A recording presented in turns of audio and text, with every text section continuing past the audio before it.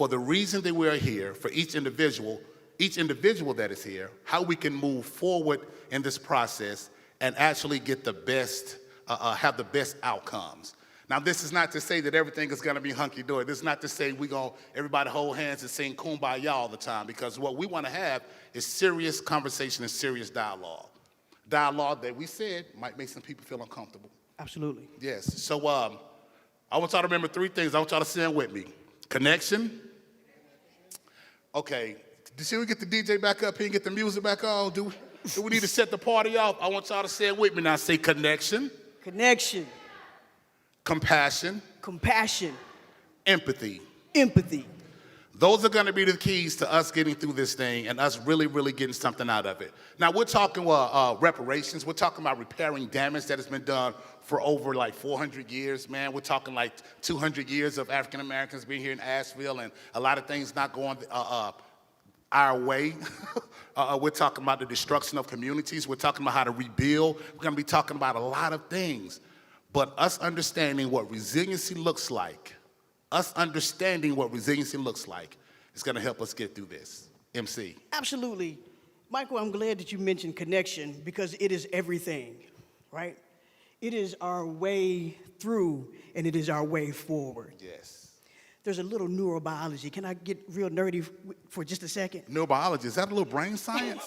A little brain science, A little brain man. science, okay. Right. We have this thing called a vagus nerve that runs like from the top of our head all the way to our gut, right? And so connected to that vagus nerve is your face and your heart. How you show up in the room matters. Oh, can you say that again, please? How you show up in the room, Michael. Oh, it matters. All right. The tone of voice, the volume of your voice, even the cadence of your voice. Ooh. Watch out there now. So if I was to come in here and we came up on the stage and I had this look on my face. Then guess what? What's up? My nervous system would say, danger, Will Robinson. Oh, come on. Because I'm not safe. You're not signaling safety to me. That's right. Right? So we have these things called mirror neurons, Yes. right? So I'm mirroring him, he's mirroring me. See how he's smiling? I'm smiling. If he starts crying, I'm gonna start crying too, right? So when you show up in a room, it matters, right? Because the face and the heart are connected. And guess what? We have this little piece in our brain called the amygdala, a little part in our brain. And it is seeking every environment, every conversation for threat. Because your nervous system is gonna do whatever it needs to do to keep you safe. Can we be safe in this room? Can we stay online and connected to our thinking brain? Because listen, you can't be in your survival brain, which is in the way back here. You heard of the lizard brain before? Your fight or flight, right? You can't be in your lizard brain or your survival brain in your prefrontal cortex at the same time. You know what this thing does? It processes. It brings about creativity and innovation. Yes. Language, being able to speak it and hear it, right? Really receive what people are saying is here, right? So we're going to teach you some tools to be able to stay in connection. That sounds good to me. I like that you said compassion. Yes. Compassion means to suffer with. Can we suffer with each other as we're having these difficult conversations? No answer? No answer. That's I not like a rhetorical how you said question. empathy. Yes. Right? Because that means being in touch with that feeling inside yourself that understands the feeling of someone else. Not their behavior, not the way that they're delivering a message, but you know what it feels like to be frustrated, to be irritated, to be angry, even to feel joy, right? You know what those feelings are like. That's empathy, connecting with the feeling of someone else, okay? So we got those 3 things. Now I'm going to teach you about the body. So now I want you to say 3 things. Can y'all do that with me? Heart rate. Heart rate. Breathing. Breathing. Muscle tension. Muscle tension. Heart rate. Heart rate. Breathing. Breathing. Muscle tension. Muscle tension. Heart rate. Breathing. Hey, muscle tension. Yeah. Now I want y'all. Don't make me holler shake on them. Now, your body's going to let you know what's going on first. For every emotion that you're having, there's a physical manifestation. Let's talk about emotions real quick. sensation. Because that emotion. What's the difference between emotions? What are emotions? I'm happy. Ooh-wee. I'm sad. Mm-hmm. I'm lonely. Mm-hmm. I'm frustrated. Ooh, come on. I'm irritated. Mm-hmm. Now, those are emotions. Uh-huh. Now, connected to these emotions are feelings and sensations, because you can have emotions, Yes. but you can have those feelings and sensations as well. Mm-hmm. Yeah. That physical stuff that you Uh-huh. feel in your body. When you start getting heated up, you're like, and your palms start sweating, huh? You might turn red a little bit, depending on your complexion. Your muscles might get tight. Uh-huh. Your breathing's gonna change. You might feel like an elephant sitting on your chest. Come on. Woo-wee, huh? Your eyes start cutting at people. You might start gritting your teeth. Those are physical feelings, or what we call sensations. And guess what? The brain and the nervous system communicate in that way. The physical stuff. So us paying attention to it, us tuning in, paying attention, intentional to, I said intentional twice, paying attention to those physical sensations is what the brain and the nervous system do to shift. Y'all know about, hey, shift. I like that shift. I like that move. Yeah, Shift on it. Shift on it. Right. So the first one I'm going to teach you is called taking a sip. And you're probably already doing this stuff, but we're going to add sensing in onto it. Why? Because it deepens your reset. Yes, it does. And it lengthens your reset. Can I do something? Can I do 2 minutes or something? Go ahead. So the sensing in part is us really knowing how to sense into, like, because we talked about heart rate, we talked about muscle tension, and we talked about the breathing. So the sensing in, some people might think like, oh, it's so hard to sense in, but it's really, really easy to sense in. I want to do this exercise with you so that you'll know how easy it is, okay? That's good. That's why we are paired. All right, this is what I want y'all to do. Okay, you hold the mic for me. I got your mic. Okay. I want everybody to put your stuff down. I want you to hold your hands up like this. Hold your hands in the air. And wave him like it just don't care. Oh, man, I'm just playing. Y'all stop. Okay? Okay, so we're going to put our hands together. This is what I want you to do. When I say go, as fast, as hard as you can, I want you to rub them together real hard. Then I'm going to say stop, and you let them out. And I want you to sense in and tell me the sensations that you are feeling, okay? Do it with Ready? us, do it with us. Get set, go. Hard and fast. Let's go. Go. Let's go. Come Go. on. Go. Come on. Come on, some of y'all playing. Come on, put some friction in that. Ready, set, let it go. Now I want you to sense into it and tell me what you feel. Not only your fingers, through your body, your breathing, muscle tension, any type of vibration, tingling type of temperature. Tell me what you're feeling. Shout it out. Tingling. Yes. Heat. Pulse. Okay. Shaking. Movement. Who feels something in their arms?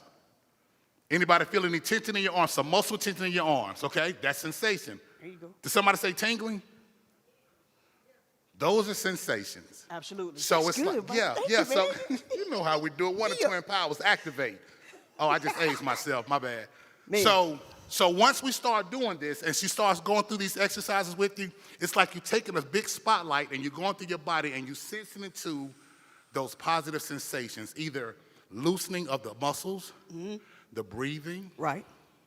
the heart rate, okay? That's right. All right. Okay. You ready? I'm ready. I love you, man. I love you too. Okay. So you take a sip of something, right? So make sure when you're going to these meetings, you have some kind of cup with something in it, okay? Hold on to the cup and feel the temperature of the cup, right? Then you take the sip. And this is all intentional, right? You take the sip, you notice the temperature, you notice the texture, the taste. Feel it in the back of your throat, feel it in your chest, and see how far you can follow that thing down, right? And being intentional about feeling the sensations is what's going to make the brain and the nervous system make you shift. You're going to come back to a place of what we're calling resilient. You're going to feel you calm down. Your body's going to calm down. Your muscles are going to relax. Your breathing's going to come back to normal. Your heart rate's going to come back to normal. If that doesn't work, do it again. Right? So, taking a sip. We even have pushing against the wall. Now listen, I don't know if you'll be able to get up and push against the wall, but you might get up and stand, right? And lean your back up against the wall. Put your back up against the wall, right? Or lean with it. Lean with it, rock with it. So lean your shoulder up against the wall or a pole, okay? and sense into the feelings in your arm, in your back. Even if you're pushing this way, most of us probably won't do that in the room, right? But feeling the temperature and the texture of whatever you're pushing against, feeling your muscles, paying attention to your stomach, because a lot of times we hold tension in our bellies, right? Letting that stomach go, leg muscles, and feel how grounded you are as your feet are on the floor. Again, sensing into that will make your nervous system shift, okay? And that's what we want. We want to go from to, okay, what I'm saying is, does that make sense? Because we know that there is some strong feelings in the room. We get that. That makes sense to us. Yes, it does. Right? Yes, it does. Okay. And then we have just regular grounding, where if you're sitting, paying attention to your feet and how sturdy your feet are on the ground, right? Notice your leg muscles. If you have your leg propped up like this gentleman here, notice your leg, your thigh muscle, your knee, right? You can wiggle your toes a little bit. Wiggle your toes for me. There you go. Wiggle your toes a little bit. Sense into your belly, into your chest. You might want to go all the way up to your face.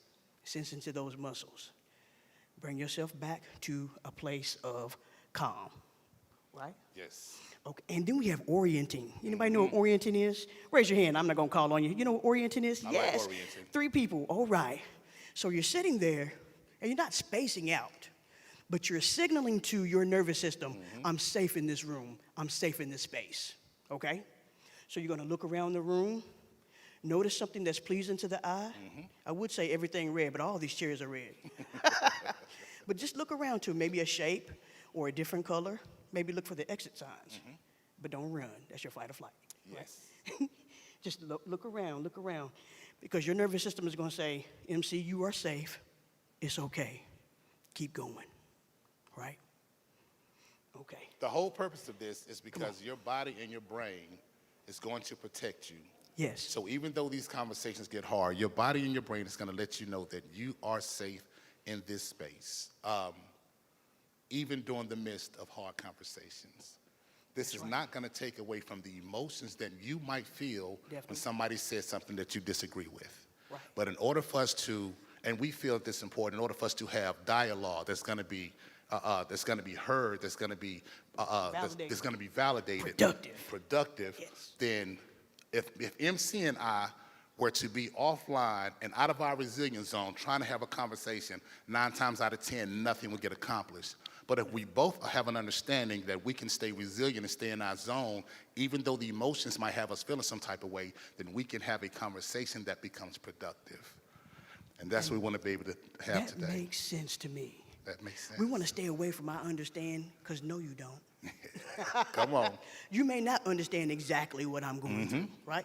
Because that may not be your life experience, right? But if I say, you know what, Michael? That makes sense to me, man. Or you make sense to me. Because guess what? That fortifies the connection. That's right.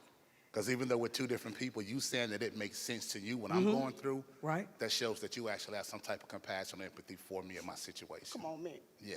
And I don't have to agree or approve to connect with you. Right. But I'm creating a safe space so that you can be heard and validated. That's what I'm talking. I want to teach y'all one more tool. Tapping. I love this because I'm a percussionist, so I love tapping. Can you hold my mic? I got you. Okay, so we're going to cross the midline here. We're going to stimulate our right and left hemispheres of our brain, and we're going to tap. Can y'all do this with me, a little tapping? And if you like somebody, grandma, you remember your grandma used to rock and hum?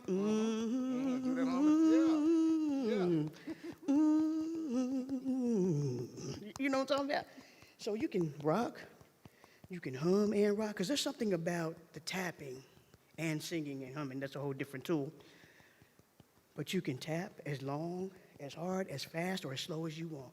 You can even do it under the table when ain't nobody looking. I got a lot in the front, so it's hard for me to do that. You know what I'm talking about? But if you, on your legs, you can try that on your legs for me. Cross your arms, do the little tapping. That's going to bring you back to a place of calm.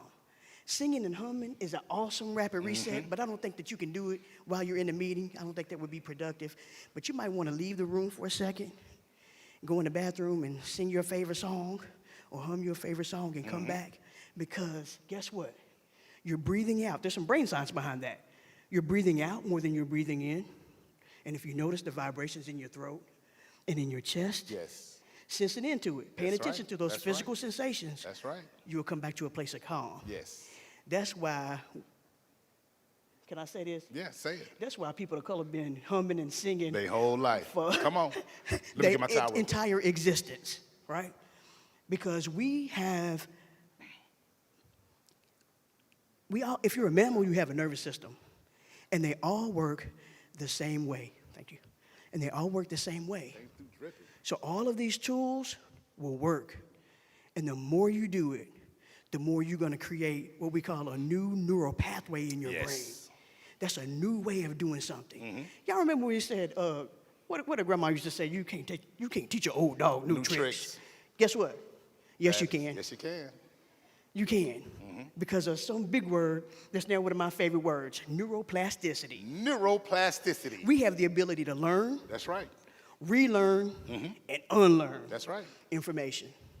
So don't let nobody tell you, I'm too old to learn. No, you're not. Because with every new experience, especially a positive experience, your brain changes. So we got a few minutes, and we want to make sure that you guys know that after everything is over, after all of the speakers are done, MC and I were going to come back. We want to get people grounded before you go home, because we don't want anybody leaving here with any type of negative energy. Right. And you go home and you take that home to your children or your loved ones, or even to the clerk at the grocery store, because you're mad that something happened here, and you go to the clerk at the grocery store and you're trying to flip on the clerk. Because we will do it. You know what I mean? Because we tend to carry those things with us. So we want to give people the opportunity to unpack, to unwind, and to be grounded before you leave. You know why, Michael? Why is that? Because that fight or flight energy has to leave your It body. has to leave your body. And it's going to get out some kind of way. Okay? And we want it to be productive. All right. So All it's right. about that time. I want us to do it one more time. Let's say connection. Connection. Come on, man. Y'all, Come on, man. Go on and get it. y'all killing my vibe right now. Connection. Compassion. Compassion. And empathy. And empathy. That's what we're going to sit with. All right, y'all. MC Ellis, Michael Hayes. What you got to say, MC? Heart rate. Heart rate. Breathing. Breathing. Muscle tension. Muscle tension. Heart rate. Heart rate. Breathing. Breathing. Muscle tension. Muscle tension. Heart rate. Heart rate. Breathing. Breathing. Muscle tension. Okay, I told you you're going to make me Harlem Shake. Now stop. Thank you. All right. Good job.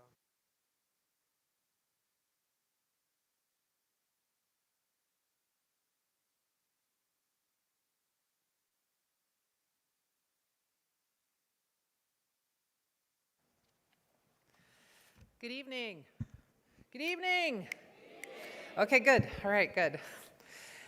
Let's just give a big thank you to MC Ellis and Michael Hayes for their warming us up tonight and talking about resilience. My name's Esther Mannheimer. I'm the mayor of the city of Asheville, and I'm here to welcome you this evening.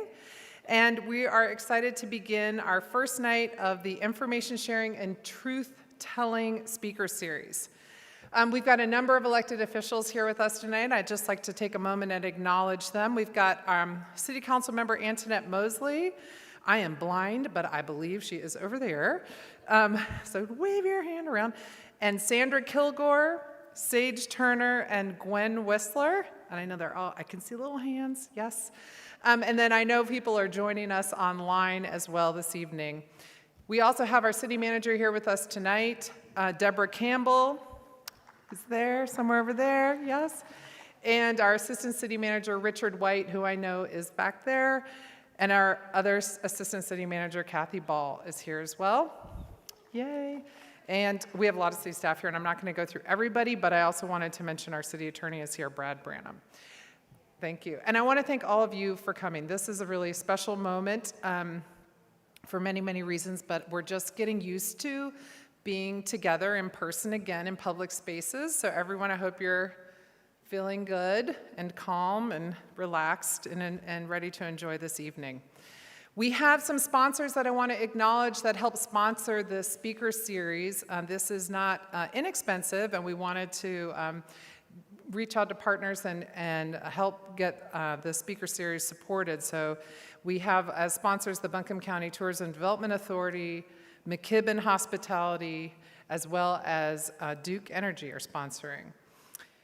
So let me just tell you how we got here in terms of City Council action. On July 14th, 2020, the Asheville City Council adopted a resolution supporting reparations for Black Asheville with the intention to repair the harm done by decades of discrimination. Also to create opportunities for community input and dialogue, and provide a strategic focus to address disparity and begin the process of creating generational wealth. As outlined by our city manager earlier this year, the Information and Truth-Telling series is the first phase in the City of Asheville's process to deliver reparations for Black Asheville. Tonight's discussion is an important first step in identifying and addressing the policies and actions that have created and advanced disparity in our community and across the country. And I'm looking forward to hearing different perspectives from our panelists and members of the community. This, tonight, is a look at the past. Next week, same time, same place, we're going to be looking at the present. And you guessed it, after that, we're going to be looking to the future. So before I turn it over to Dr. Darren Waters and all of our special guests this evening, I want to share that today the city is releasing a new story map that explains which city-owned properties came from urban renewal. We have several projects going, and this is a very important project to identify lands acquired by the city through urban renewal. The story map shows which city-owned properties came from 3 urban renewal projects and provides the context for how the city came to own them. It also shows what the current uses of these properties are. This is an interactive mapping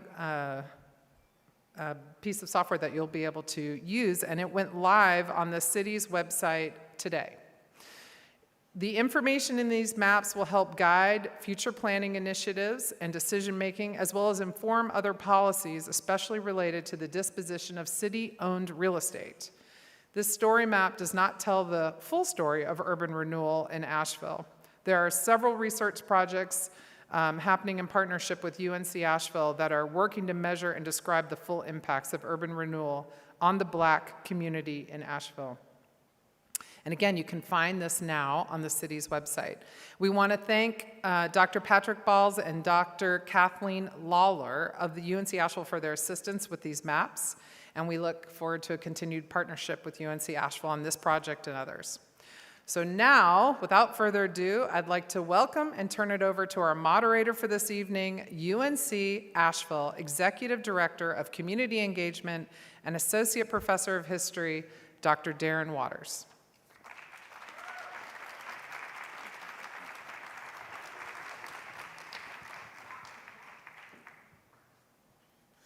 So thank you, Mayor Mannheimer, and thank you all for being here tonight. I'm happy to be here with you all and to be a part of what will be an important conversation for this community.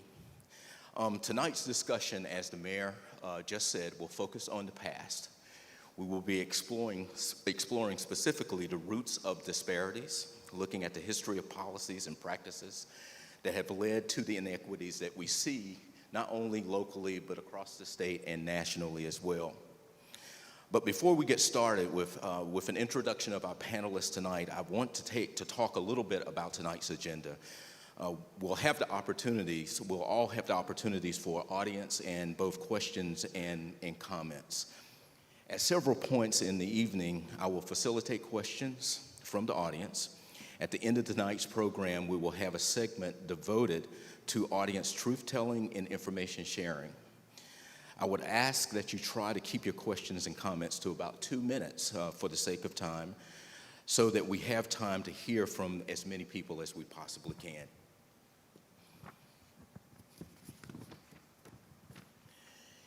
If you are in the audience and would like to ask a question, I will invite you to make your way to one of the microphones located in the front of each aisle. We'll get to as many of you as we possibly can, but unfortunately, as you know, because of time, we may not be able to get to everyone. So I'm sure that when you came in tonight in the concourse, you noticed that there were community members who were there who were taking comments and video comments and written comments from anyone who wanted to share those as you walked in tonight. They will continue to do that up until 9 o'clock this evening, so there will still be opportunities for you to kind of offer any comments or thoughts that you have. So with no further ado, let's turn now to tonight's panel discussion.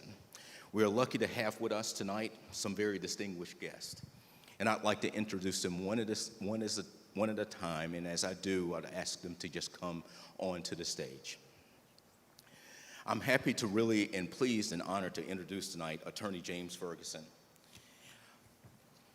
He is a native of Asheville, a graduate of Stevens Lee High School, and founding partner of the firm Ferguson, Chambers, and Sumter, which is one of the most prominent civil rights litigation firms in North Carolina, and cooperating attorneys of the NAACP Legal Defense Fund. You can come on in.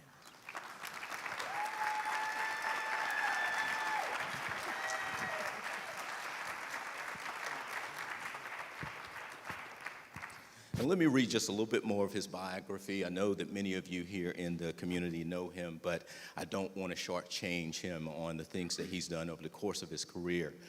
But James E. Ferguson, also known as Fergie, and he's given me the permission to call him Fergie, and I told him I'd only do that if my mother was not around. He was born in the Jim Crow South in Asheville, North Carolina in 1942. His civil rights career began early in life when, as a student at the all-black junior high school, he began meeting with students from the all-white junior high to discuss issues of race. The group became known as the Greater Asheville Interfaith Group. During that same year, Fergie and his student group formed the Asheville Student Committee on Racial Equality, which many of us know as ASCORE.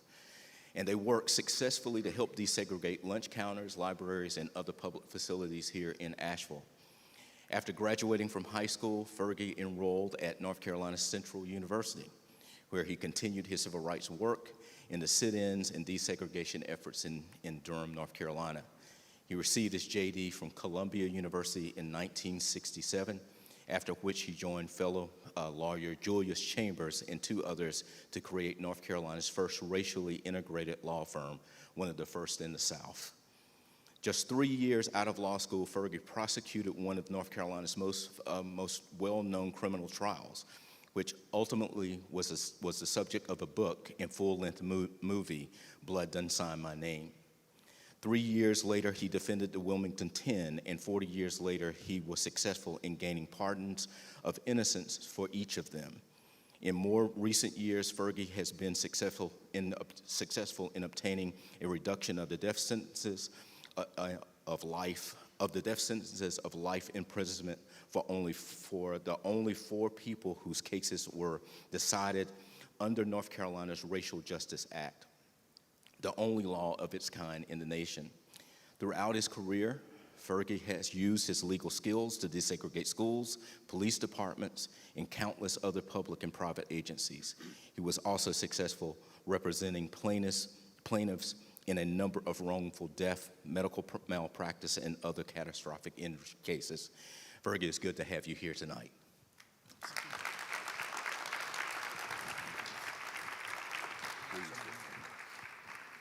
I'm also honored to introduce Ms. Sasha Mitchell, who is well known to our community as well. She is a family and community historian in Asheville, North Carolina. Over 30 years of family history research has led to connections with thousands of families across the country in many distinct kinship communities. She has located descendants of slaveholders who held her ancestors and others in bondage, and continues to gather records of wills, slave deeds, and other documents that hold the names and family records of people they enslaved. Her work has expanded to encompass extended community groups, sometimes church families, or neighborhoods that are often made up of distant kin, and whose life experiences are intertwined, including Asheville's African Americans whose roots in Buncombe County go back 200 years. Shining a light on often untold history is a way that helps people feel connected to the past, to each other, and that is her passion. So thank you for being here tonight, Ms. Mitchell. And finally, I'm also honored to introduce Dr. William Turner. And Dr. Turner is the fifth of 10 children. He was born in 1946 in the coal mining town of Lynch, Kentucky in Harlan County. His grandfather's father, 4 uncles, and older brother were coal miners. Bill has spent his professional career studying and working on behalf of marginalized communities, helping them create opportunities in the larger world while not abandoning their important cultural ties. He is best known for his groundbreaking research on African American communities in Southern Appalachia, but Bill's work is universal. As an academic and a consultant, he has studied economic systems and social structures in the urban South and the burgeoning Latinx communities in the Southwest. What he strives for on behalf of his clients and their communities is what we all want: prosperity, understanding, and respect. Bill, thank you for being here tonight. I turn the podium over to you.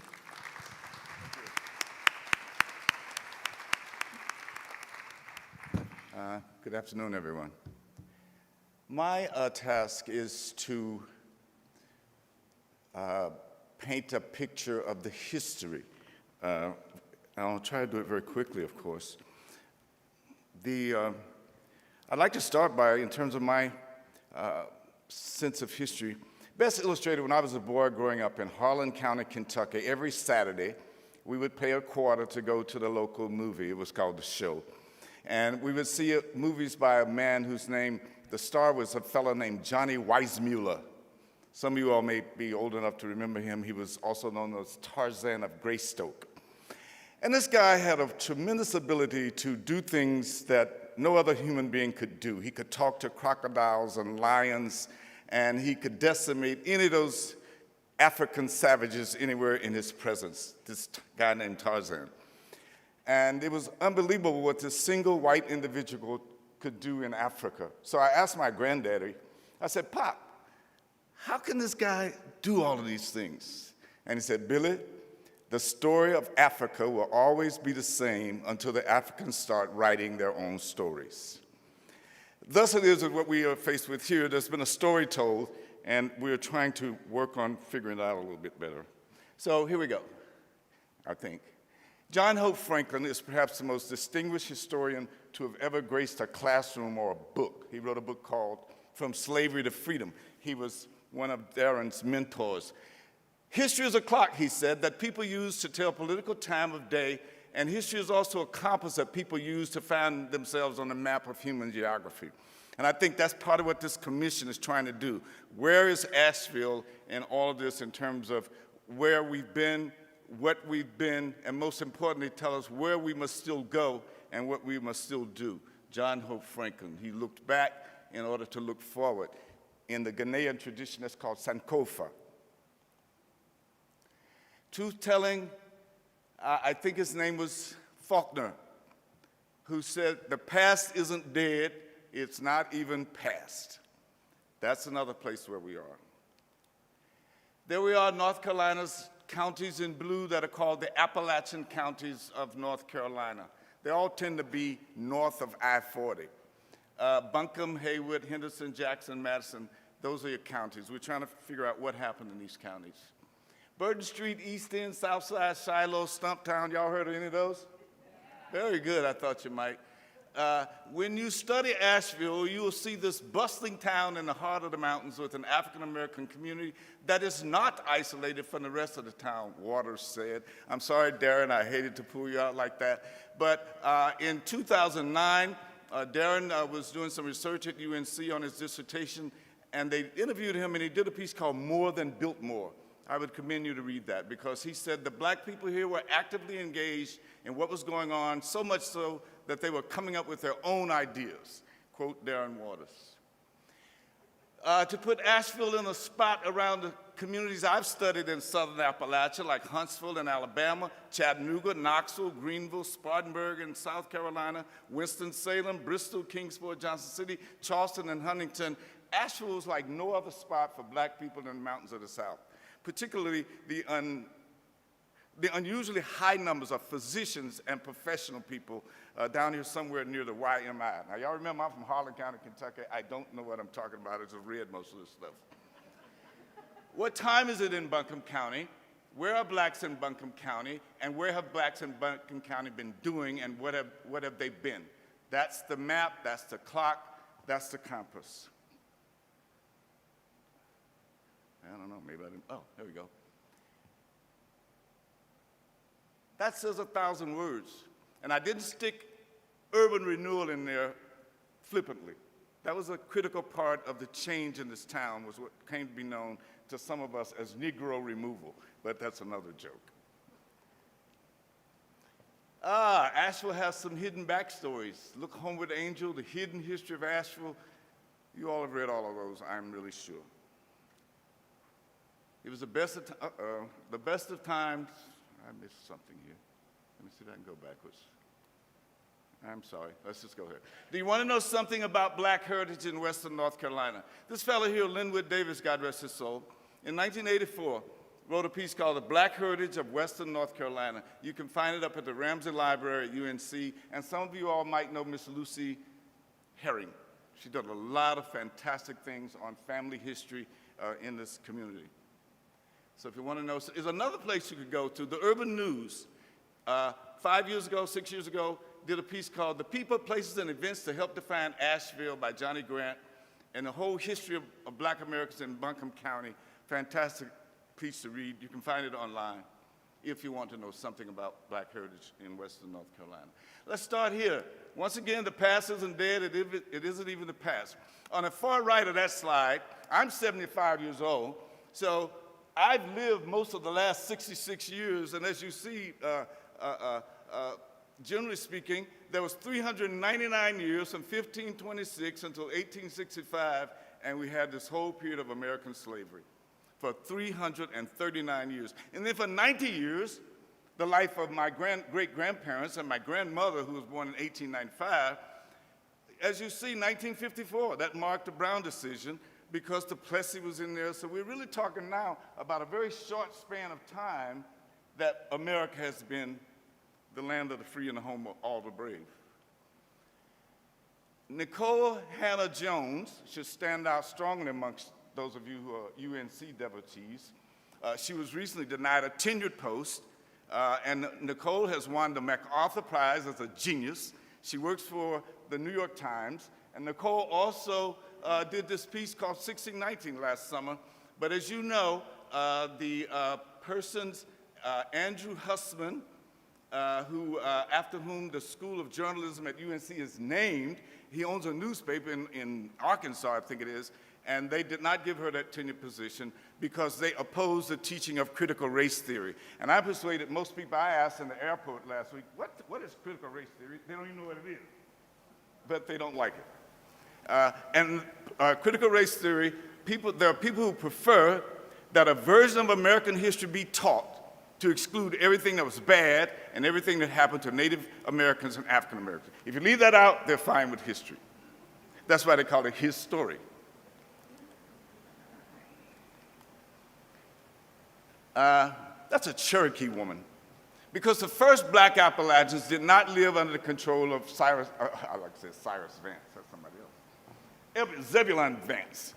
The first blacks in this area did not live under white planters, railroad builders, labor companies, or mine operators. They lived over here near Bryson City, North Carolina, in the land of the Cherokee people, and they came there in the 1500s with some Spanish explorers. Oh, Blacks in Appalachia, that's a book I helped to write 30 years ago.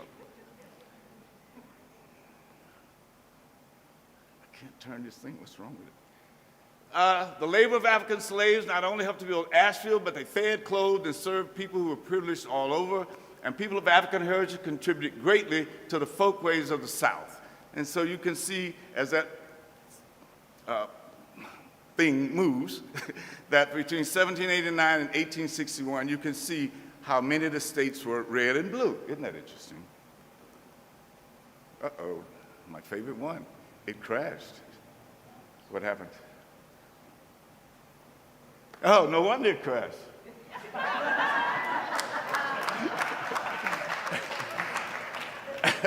Joseph didn't like that, did he? He was born not far from here up on Reams Creek in Weaverville, and at one point he said, "The blood of black people contains a putrid stream of African barbarism," quote unquote. Patton, Vance, Baird, Woodfin, Weaver, Reynolds, Moore, and Merriman are names around this city for parks and monuments, and Buncombe County slaves were considered property just like a horse or a chicken or a duck. And as you can see here, James Patton owned the second largest, he was the second largest slave owner in this town, and he built the Eagle Hotel, which was staffed by slaves. The largest slave owner was Woodfin, who owned 120 people who lived in 15 dwellings. But the first African people who were brought here, who came here, came from around the Candler area.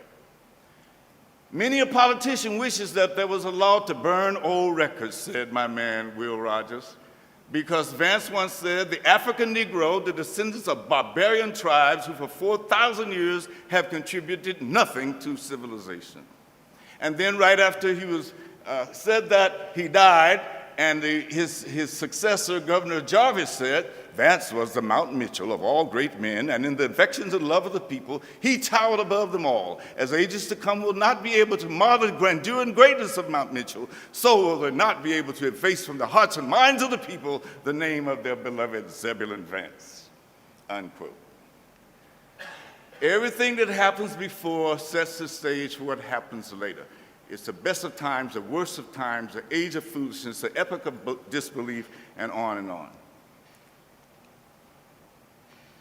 I'm doing something quite wrong here. Oh, Lord. I'm sorry, but something isn't working. Did I break it?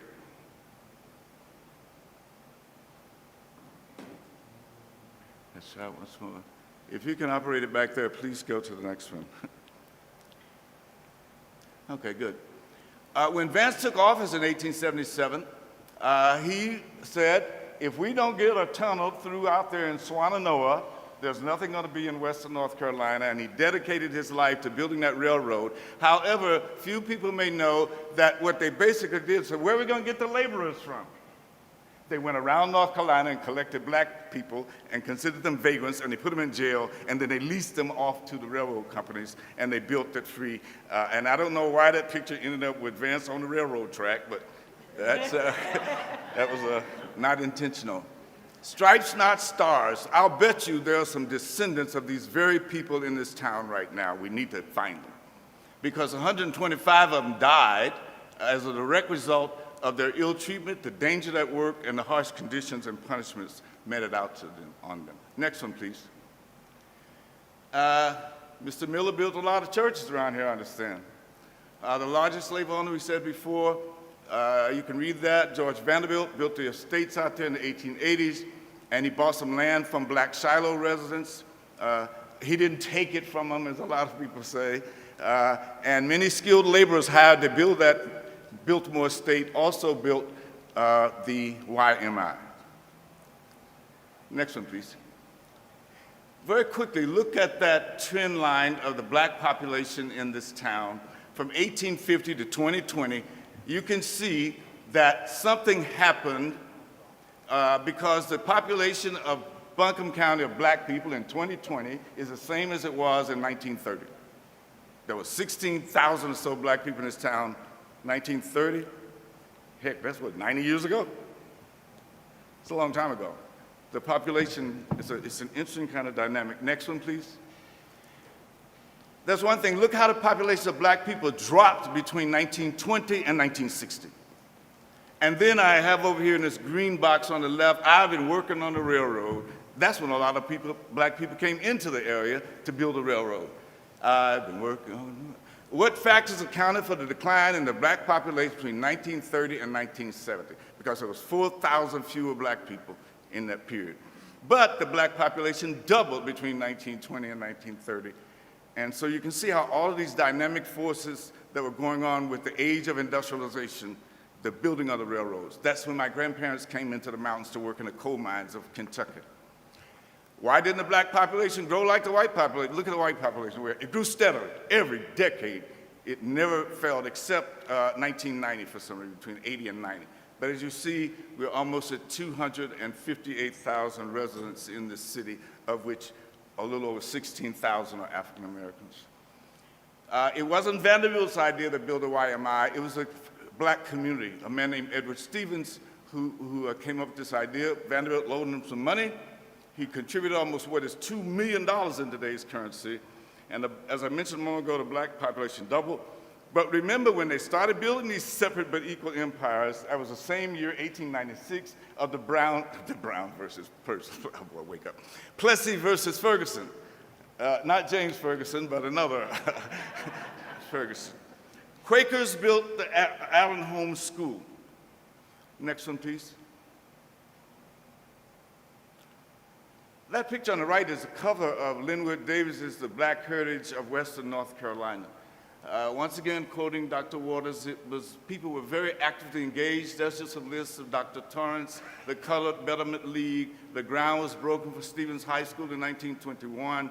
The class of 24 was the first one. The last class was 1965. And that's another thing, if we could flash back real quickly, and don't do that, but if we could go back to that demographic trend line, you will notice that a lot of out-migration began again, too, after they closed the black schools. People left. Everybody got quiet all of a sudden there. Next one, after maybe 26, please. Go to, okay, and one more. Stop there. Just a few things. The Asheville and Buncombe County Citizens Organization, the Allen Home School, the Community Council, First Black Policeman, Reuben Daly. But throughout the things I've read about the African American community in this town, you always saw something about dignity and faith and hard work and self-help. And somehow the circle got broken. And it's not just a story of Asheville, we see it throughout the South. At one time, there were more than 40 black churches in this city. I don't think it's that many anymore. Next one. Oh, there's Fergie over there on the right again when he was raising hell. I think they started something with the Stevens Lee, well, I'm sure, and somehow I found that Attorney Ferguson was also called Bobo, and I was called Bilbo, so we had a joke about that. But, you know, when you think about this gentleman sitting right up here, I'm so happy to be in the same place with him, because he tried that Swan versus Charlotte Mecklenburg case. I mean, that's a foundational case to be in the same room with this gentleman, and we thank you so much, sir, for all the things you've done. One more. Meanwhile, as we talk, see, the M dropped off my meanwhile. But when we think about what you guys are having a conversation on in this city, remember, you're in a place where 64% of the people think that this country is unstable right now. Our democracy is unstable. A lot of people believe that there was no election. That was true a few months ago. There are people who won't compromise to repair the decrepit conditions of our infrastructure. Congress can't agree on the John Lewis voting rights bill. January 6th saw the most violent domestic insurrection ever, but there are people who say it really didn't happen. It was just people touring the Congress. And what motivated a group of these people to attack the Capitol, they are afraid of being replaced. That's the bottom line. They believe that minorities are progressively replacing the white populations due to mass immigration and low birth rates in the white population. Now, if you can argue that inside a conversation about reparations, God help you.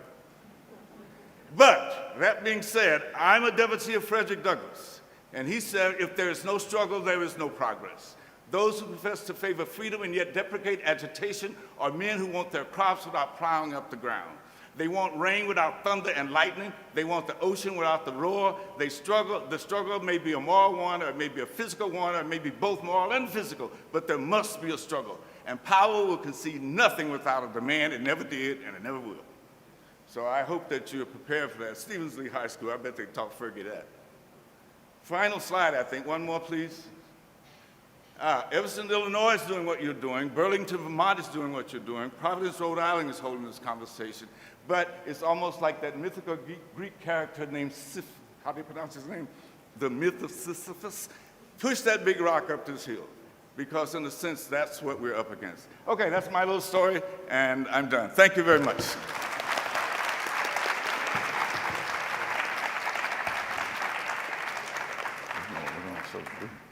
Well, Dr. Turner, they're going to bring the chair up for you. Bring the chair. Oh, boy.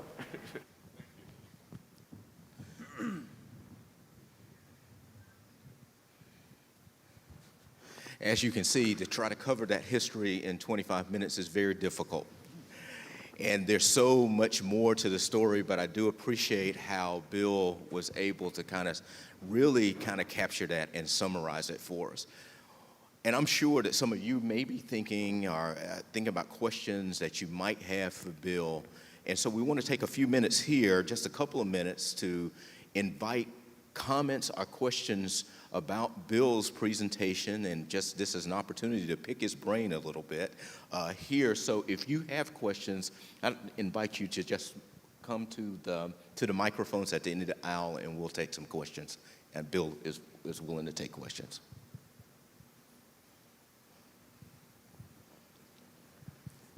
Bill, you may have done a too good job covering it all. Are there any questions for Bill on his presentation? So, Bill, I would like to ask you here. I have one. Yes, please.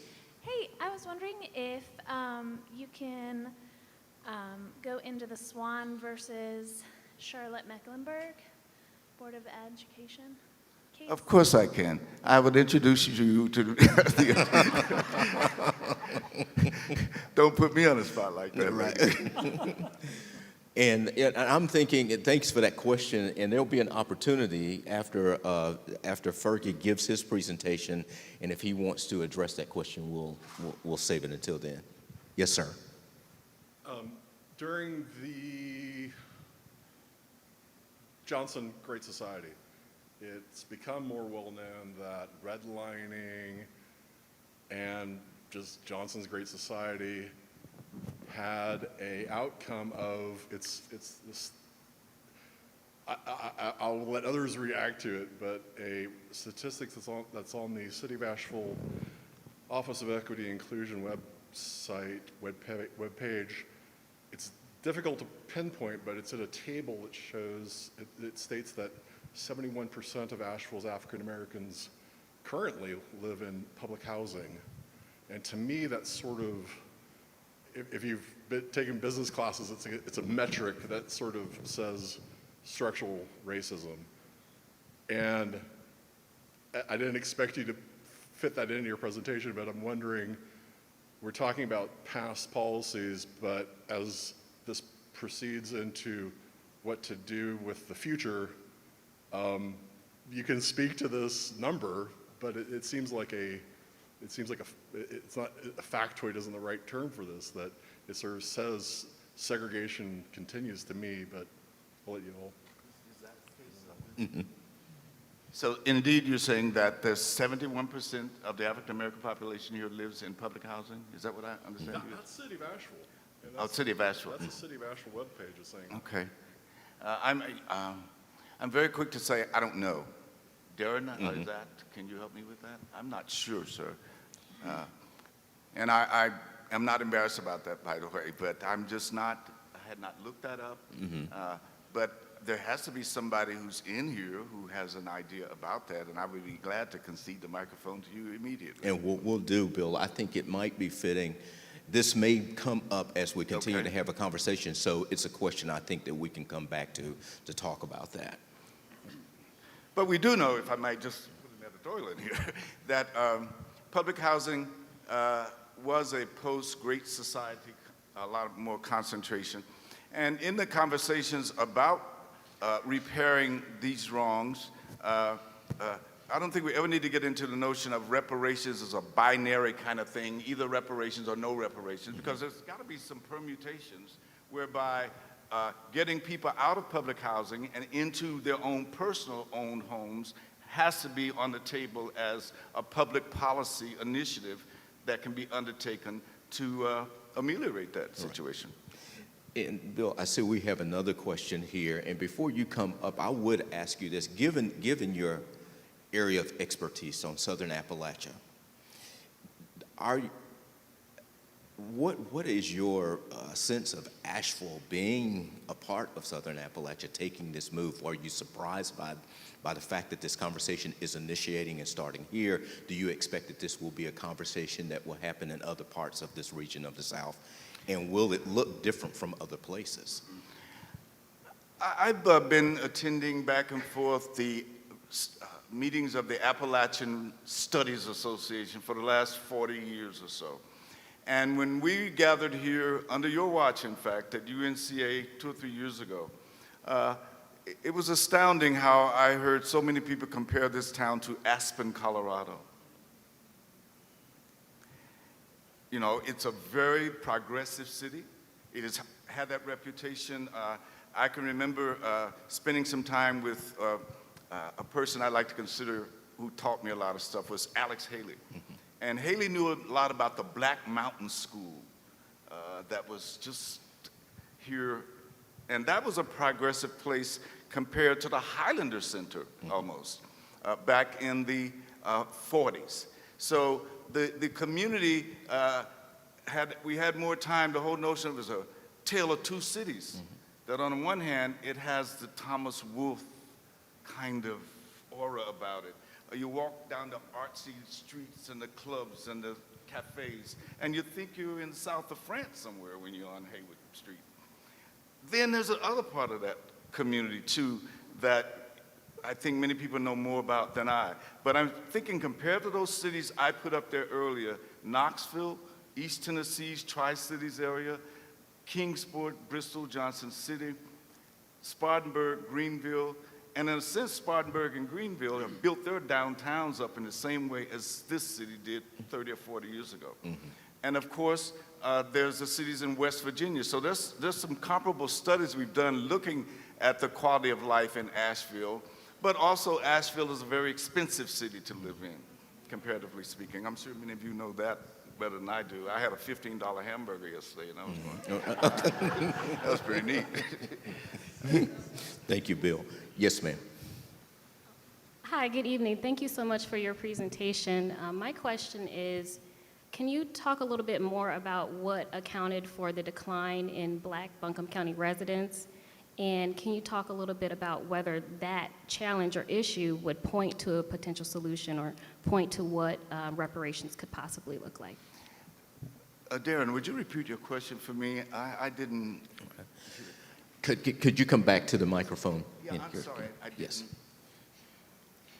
Can you talk a little bit more about what accounted for the decline in Black Asheville and Buncombe County residents? In your presentation, you highlighted that there was a decline. Okay, the decline in what now? The Black population, the okay. African. That's the $64,000 question for me. I'm not sure, because the decline went from the 40s to the mid-70s, steadily. And it could be related to some shift in the economy here or the work where the largest employer, it looks to me around here now, is in healthcare. What it was before, I'm not sure. But for some reason between that period, maybe it was also part of the larger Black, what you might call exodus, that also took place around the country. I said earlier about how my grandparents moved into eastern Kentucky off of the sharecropper farm in Alabama in 1897. Then we had another shift in the 1960s. Another wave of Black people moved out of the South and moved to Harlem. They moved to Huff. They moved to Cincinnati. So I think it was just part of a larger shift. After the decision, people went further north. But we're seeing a reversal in that. I'd like to commend you to a book called The Devil You Know. And in this book, the author, Charles Blow, is noting a return of Black people to the South. They're coming back to the Carolinas. Charlotte is just exploding with people out of D.C. And 2 generations ago, the people moved to D.C. So they're coming back. And I think that may be something that this town can take advantage of in terms of, you may have seen, for example, West Virginia is paying people money to move to West Virginia. they actually, I don't know how successful they're going to be at it, but they're doing that in a number of places, getting people to move. So I think Asheville has a leg up on a lot of places in terms of this fresh air that brought so many people here way back, because it was good for your health. But I think there's something else. People want to live in smaller towns. So we might see young black professionals willing to come back to Asheville. But there's always the Richard Florida theory about you got to do certain things in your town if you want people to come back to it. Thank you. Okay, well, thank you. So thank you for those questions. I'm sure we'll come back to some of that discussion, but we're going to move now to Attorney James Ferguson and hear from him. So thank you for being here, Fergie. Thank you, Darren. It's a great pleasure for me to come back home. I've been away from Asheville since 1960 when I went away to go to college down in Durham at North Carolina Central University, I think they call it now. But I grew up here, and I think back on the years growing up, what Asheville looked like to me, how Asheville shaped my thinking and my activities over time. And I put that in the context of reparations. Because when we talk about reparations, we're really talking about what we do in order to make up for what we have taken. I say that as sort of a general idea about reparations, because I think a lot of different people think a lot of different things about reparations. But when I think about reparations, I think about making up for or replacing something that has been wrongfully taken away. And all that came back to me, Bill, as you did this wonderful slide presentation. You asked if anybody has any questions about that. I have one question, and it is, will you give it to me to keep and look at when I've got more time? And I appreciate that, and I think it's very informative.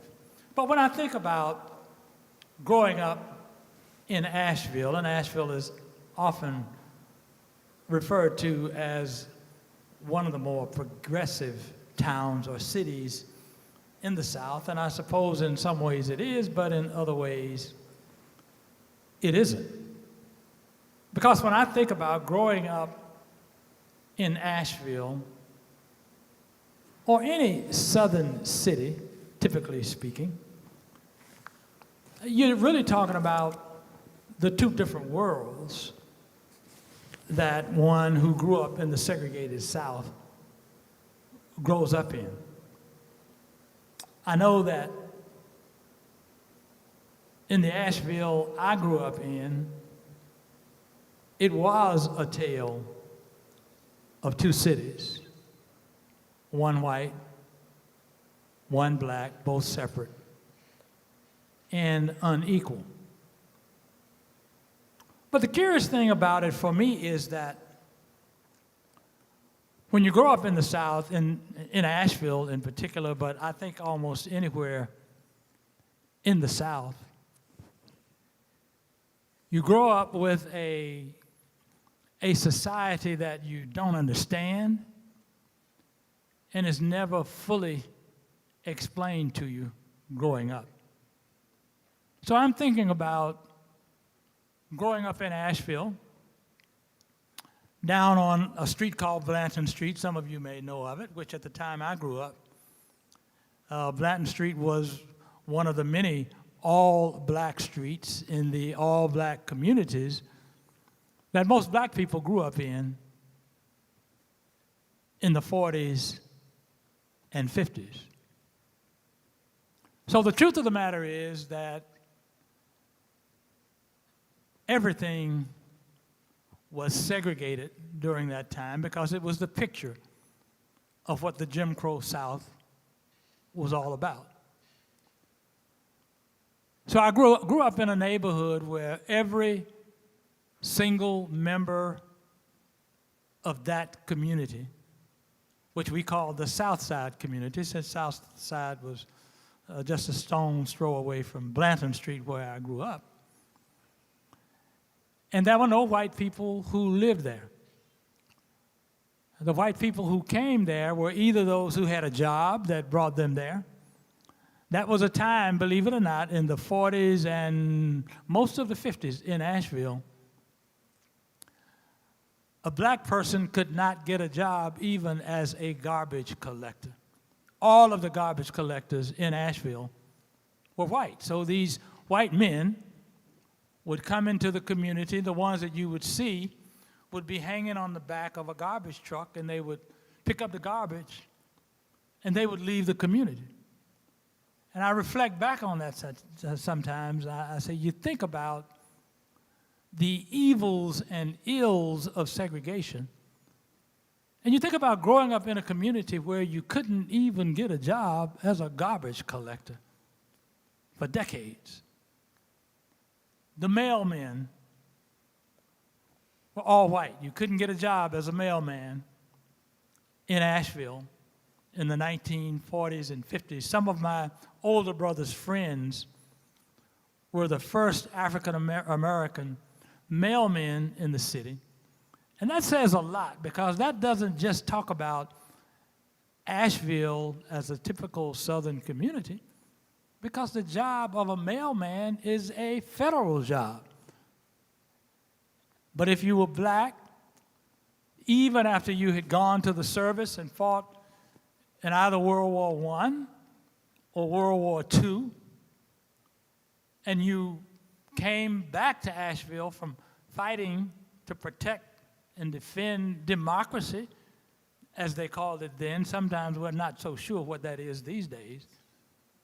But you couldn't get a job for the federal government if you lived in Asheville, North Carolina. And that only began to change in the early 60s, possibly the late 50s, I'm not sure. So we grow up in what's called this progressive community, and yet everything is determined on the basis of the color of your skin. And some things are a little bit like what we're seeing now as we're learning more and more about the massacre in Tulsa that happened in 1921, and for almost a full century, nobody talked about it.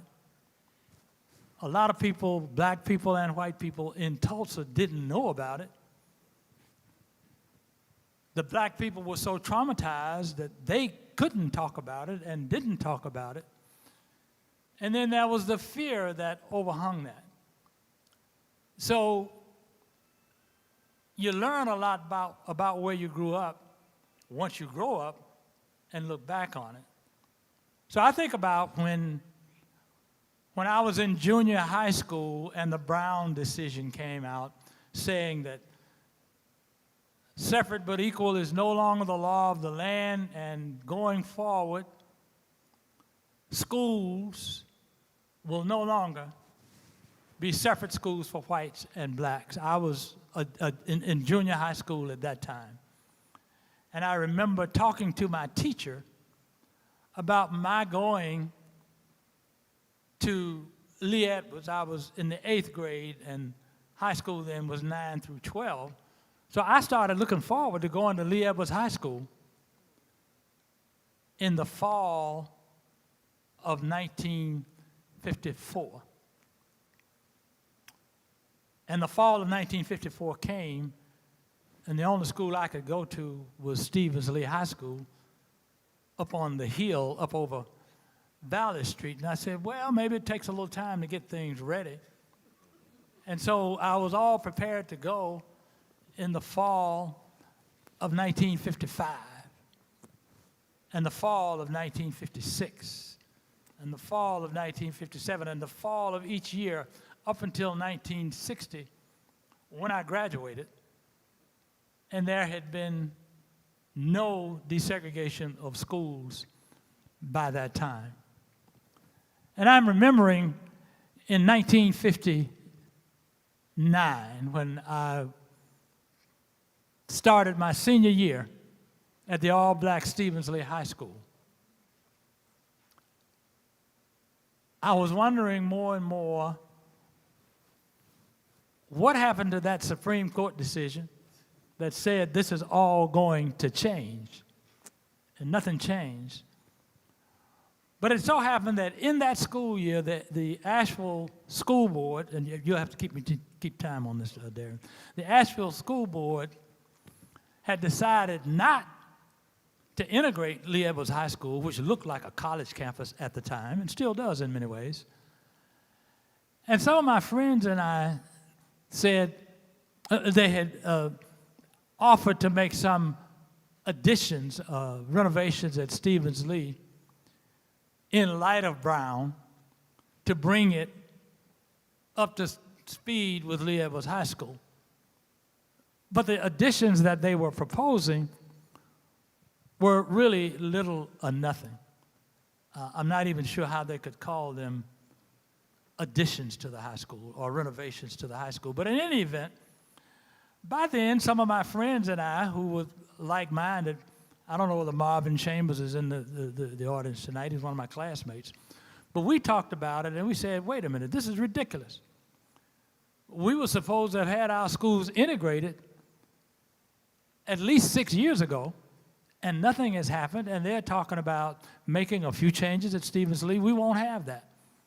So we insisted that something more had to change. If there were going to be additions, they had to be additions that brought us equal. But they were initially refused. So we agreed that we were going to do something ourselves because nobody else was doing anything. So we met with the school board against the wishes of our principal at the high school and told them that something had to happen. Otherwise, we were going to do a walkout, a mass walkout from Stevens Lee down to Lee Edwards. And within a period of a couple of weeks, they changed those plans and said they were going to build a new high school. At that time, I suppose they were willing to do anything other than integrate the schools. So nothing happened, but the new high school for African Americans that was built up the street from the street I grew up on down on French Road Avenue, was built, and it remained black for all time. So the sequel to all that is that the schools here were never desegregated during my time in high school or during a number of years afterwards. I had the pleasure, so to speak, of handling the lawsuit to integrate the schools in Asheville, North Carolina. So this would have been at least 12 to 15 years after the Brown decision. And there's a lawsuit still pending in Asheville. I talked to the lawyer for the school board the other day, called Allen versus Asheville City Schools.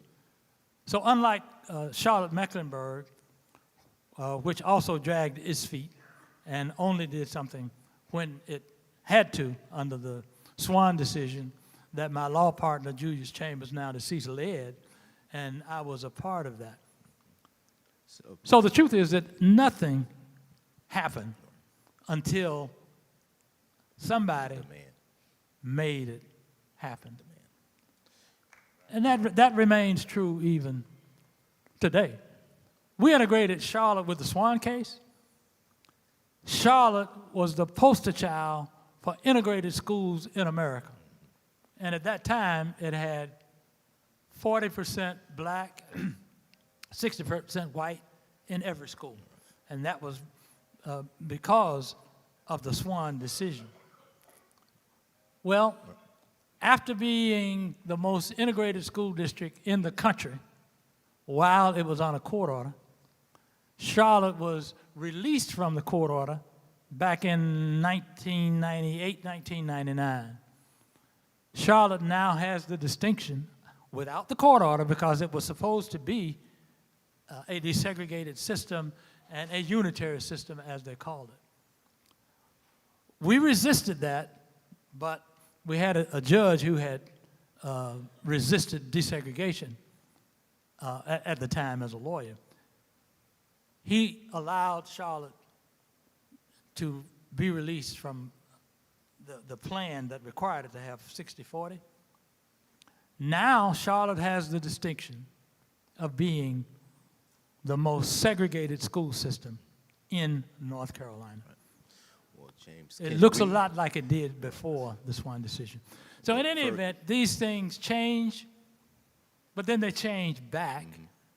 And voluntary desegregation in Charlotte, Mecklenburg, and most other places in the South, even in the country, do not remain desegregated long without the intervention of the court. So we're seeing now a reversion to the segregated school system in Charlotte and in other school systems throughout the South. So Fergie, can we do this? Can we go ahead and invite Sasha into the conversation too? And then I would like for us to come back to what you were saying about this need for there to be government, action on some of these issues that we're talking about. If that commitment is not there, then there's this reversion back to this old model. So if we can come back to that, Sasha, I'd like to bring you into the conversation and just welcome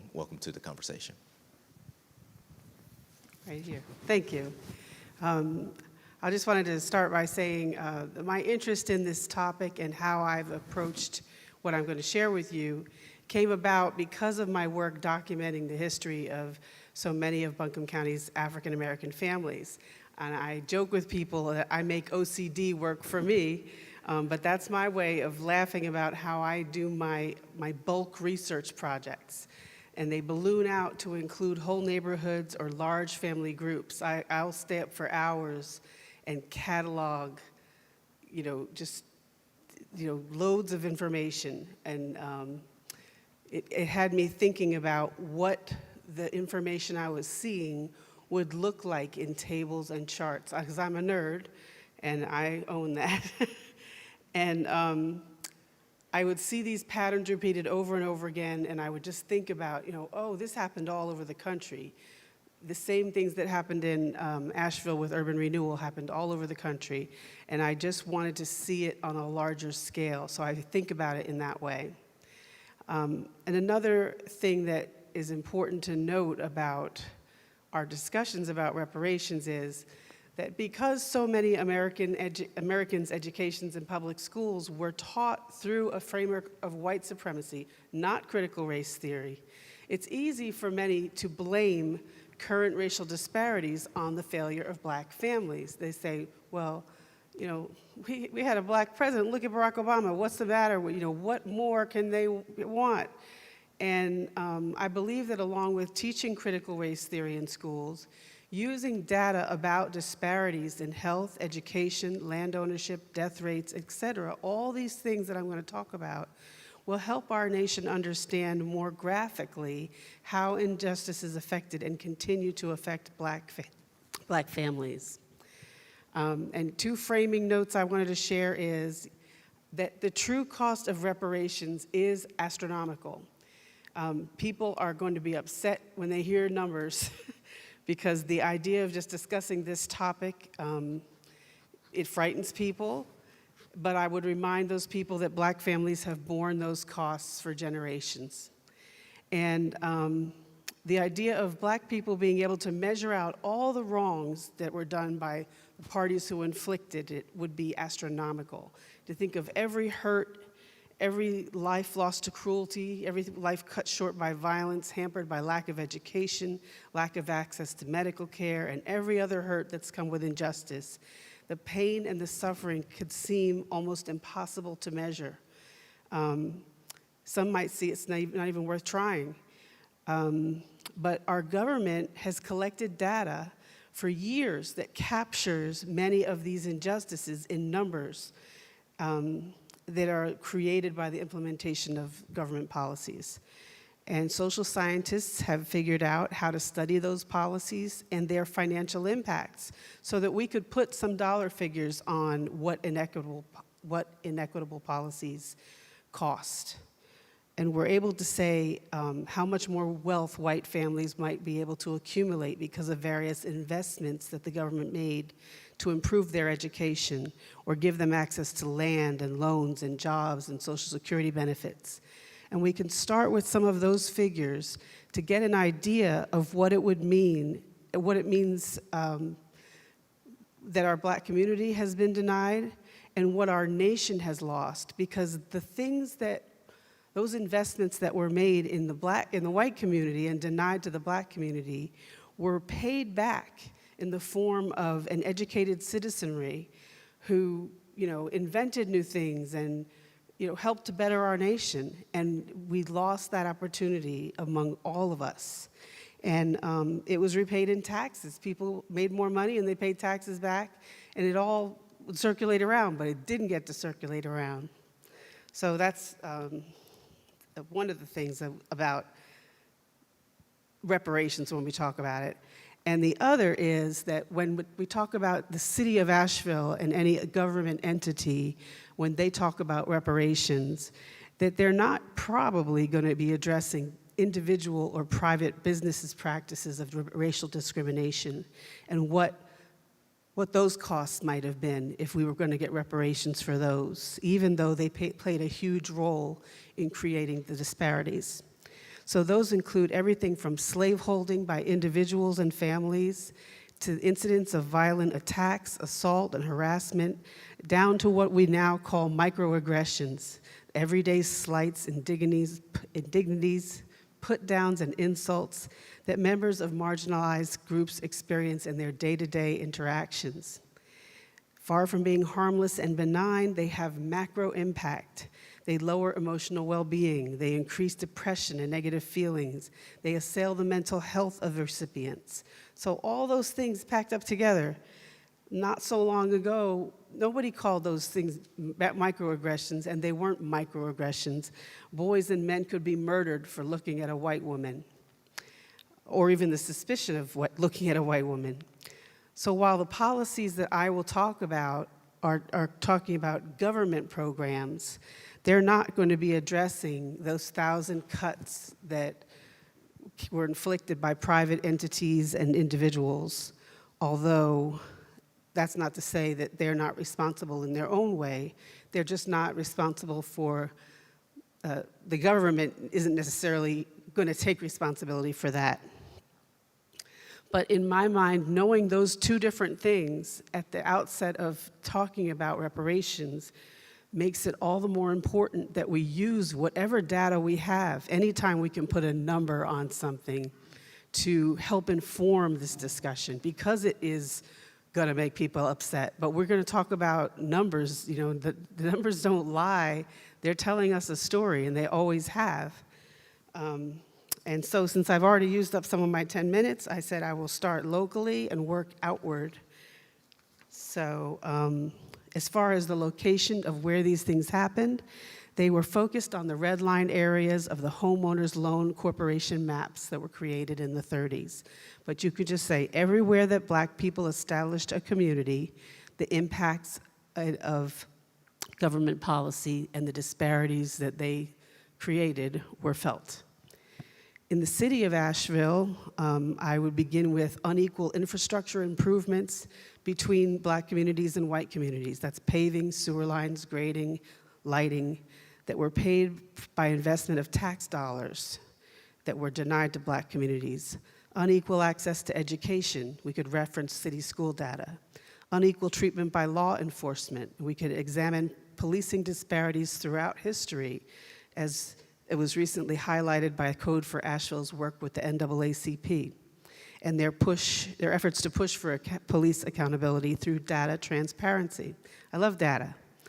The Housing Authority of Asheville, we could reference the housing data and records of urban renewal to quantify the value of the property taken and the amount of wealth lost in communities, And for that, you could see the work of UNC Asheville professor Kathleen Lawler, among other people who are working on that. We could check on the city of Asheville as an employer and measure are Black employees hired, promoted, and paid at the same rates. Those are government policies that impact disparities. And we could also measure the cost of isolated placement of housing, like Hillcrest Apartments. So what does it mean for residents of this isolated apartment that you can't, it's cut off from almost everything, versus another housing area where they have access to the community and other things that that Hillcrest residents don't have. We look out into the county. There, we could measure the lost wages of enslaved people held by Buncombe County. I don't know that the city held people in slavery, and if that's true, then that's one of the things they could measure. Again, unequal access to health care. We could reference county medical records, study disparities in death rates, disability, maternal, child, and infant mortality, and their costs to society. Unequal access to education again. Unequal treatment by law enforcement. Look at sheriff's records, the records of stops, arrests, and treatment by police. What does that added burden cost Black families? Unequal access to housing, examine county neighborhood association and HOA rules to ensure that fair housing laws are not being broken in the forms of racial exclusion in neighborhood covenants. What is the cost of discrimination in housing? Unequal treatment by the court system. We could follow through on the criminal justice racial equity plan that's I read about was being created by the Safety and Justice Challenge Racial Equity Group to address disparities at the county level. And these go back to when the county was furnishing road crews and train crews made up of convict labor to today's justice disparities. So it's that same force at work, criminalizing Black behavior in various ways in order to sometimes fund work crews, but other times to fund the prison industrial complex. And in 2019, Buncombe County African Americans made up 21% of the jail population, despite making up only 4.6% of the local population. Okay. So there's another disparity you could measure. What does that cost Black families to lose the people in their families to what must be unequal treatment under the law in the form of excess arrests, excess jail time.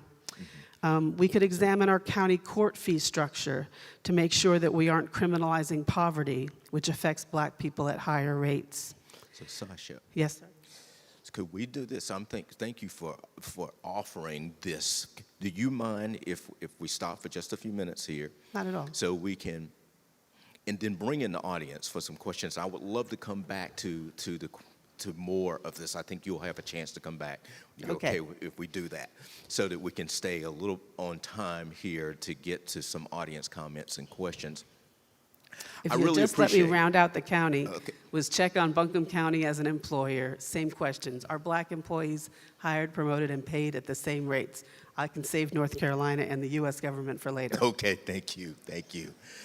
So there's one thing that I think is important here in the conversation before we turn to the audience for questions, is that the history that you're providing, I think many people probably don't know.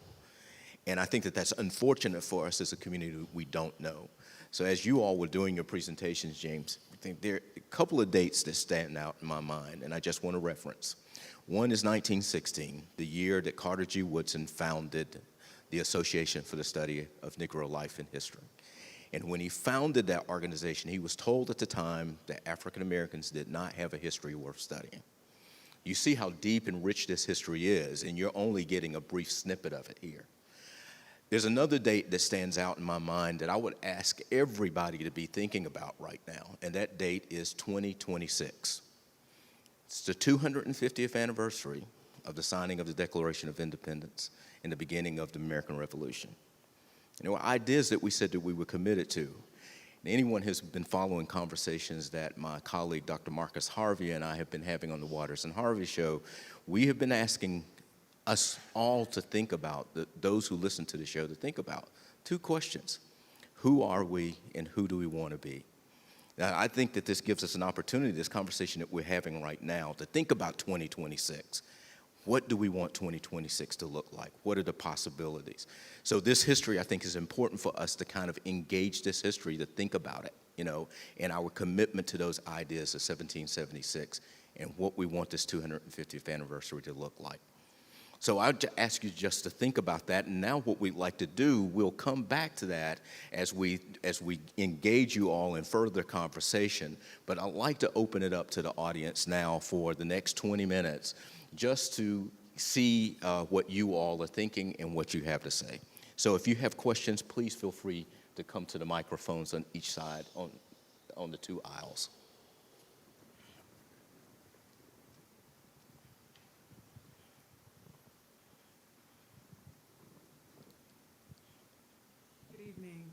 Ladies and gentlemen, Dr. Turner, WSSU, 1975. I just wanted to say that I so appreciate all of your work. Wanted to let you know, since you mentioned him, Dr. Linwood Davis, we hired him to prepare the unique Black heritage of Western North Carolina in conjunction with Dr. Milton Reddy, who was Chairman Emeritus at UNC Asheville, with the City of Asheville's Historic Resources Commission. I stand here, I guess it's historic, and I do have a question. As the first Black valedictorian of Asheville High School, which I guess was historic, but the aftermath is something that was not historic. There are some of us who are native Ashevilleans, despite our ability, who continue to be left out. And we have various, I really don't understand, and we are, the data initiative, as Ms. Mitchell talked about, is one in which I chaired the NAACP's initiative here in Asheville to get written consent done, and it was based on data and so forth and other initiatives as well. But there is a problem as you look around this auditorium. Many of the people who need to be here, who have been dramatically impacted, and since I'm a native, I'm one of them, they're not in this room. And they really do need to be. And so there are some of us who because, and I don't know if you know the answer to this question, how do we stop being excluded? Sometimes you speak truth to power, and that is the power to exclude you, and it doesn't matter how bright you are. It doesn't matter how erudite you are either. So how do we get involved after we've been so long excluded, so long omitted, and the results are that the people who are most vulnerable are impacted and hurt? And so if you look at our demographics and our data, if you will, Asheville ranks near the bottom in every way for African Americans. The illusion that you talked about, progressivity, is just that. It is an illusion. We have the widest achievement gap in the state and the 5th worst in the country. Black motorists are stopped at a higher rate than any other Black motorists in North Carolina. Our mortality and morbidity rates are the highest, and so on. And Black business formation is the worst or the lowest in the state for Black businesses and gross receipts. So I would ask you, how do so many of us, and I'm just one of those that represent the people who are left out, no matter what, because we've spoken truth to power, and we somehow probably don't come from backgrounds that are quite acceptable. How do we use what skill sets we have in an environment that is so hostile, that has been so hostile to us, and yet has produced absolutely nothing for people who need it the most? And I don't want to, like you say, you don't know a whole lot about Asheville, but the numbers tell the story. It is there. So thank you for coming, and thank all of you for your work. I do appreciate it. Thank you. Bill and James, all of you, would you like to respond to those comments and those questions? There was a question in there, and you think about that. People who have felt marginalized for so long, who have been marginalized for so long, how do we engage them in this process? Because I think it's important for them to feel that they're engaged in this process. what advice would you offer for actually getting that jump started? Well, let me just offer a thought or two, because I think you raise an excellent point, and I think we do have to find ways to include the people who have been excluded. But I think in conceptualizing a way to do that, I think we have to honestly think about how it all happened. And I'm thinking now about something you don't hear much about these days. But when W.E.B. Du Bois wrote his book, Black Reconstruction, one of the things he talked about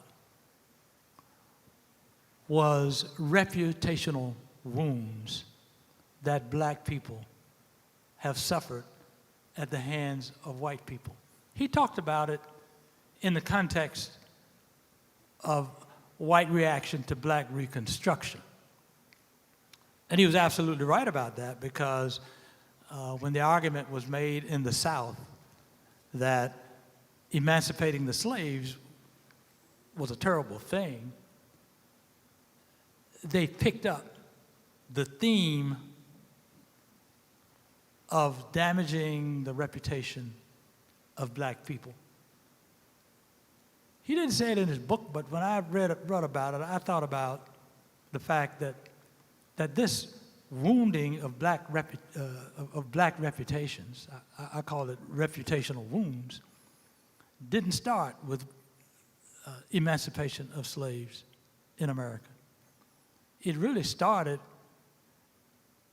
with the initiation of the transatlantic slave trade, when the whites who enslaved blacks tried to justify it by saying these folks are subhuman.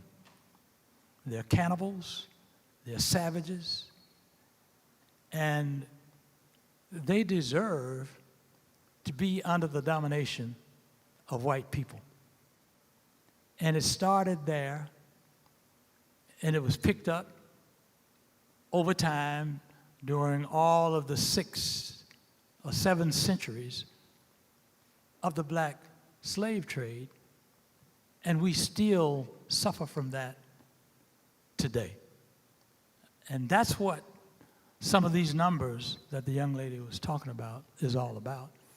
Because although theoretically we've been included, practically we've been excluded. When I think about the Constitution itself, and the Constitution is supposed to be this document that pronounced how important it was that we have individual liberties, I look at that and I say, who were they talking about when they talked about we the people? They were really talking about rich white men, because blacks were excluded except to the extent they could be used to bolster white representation. The 3/5 of the men they talked about, even then they couldn't recognize blacks as full human beings. Women excluded. Native Americans excluded.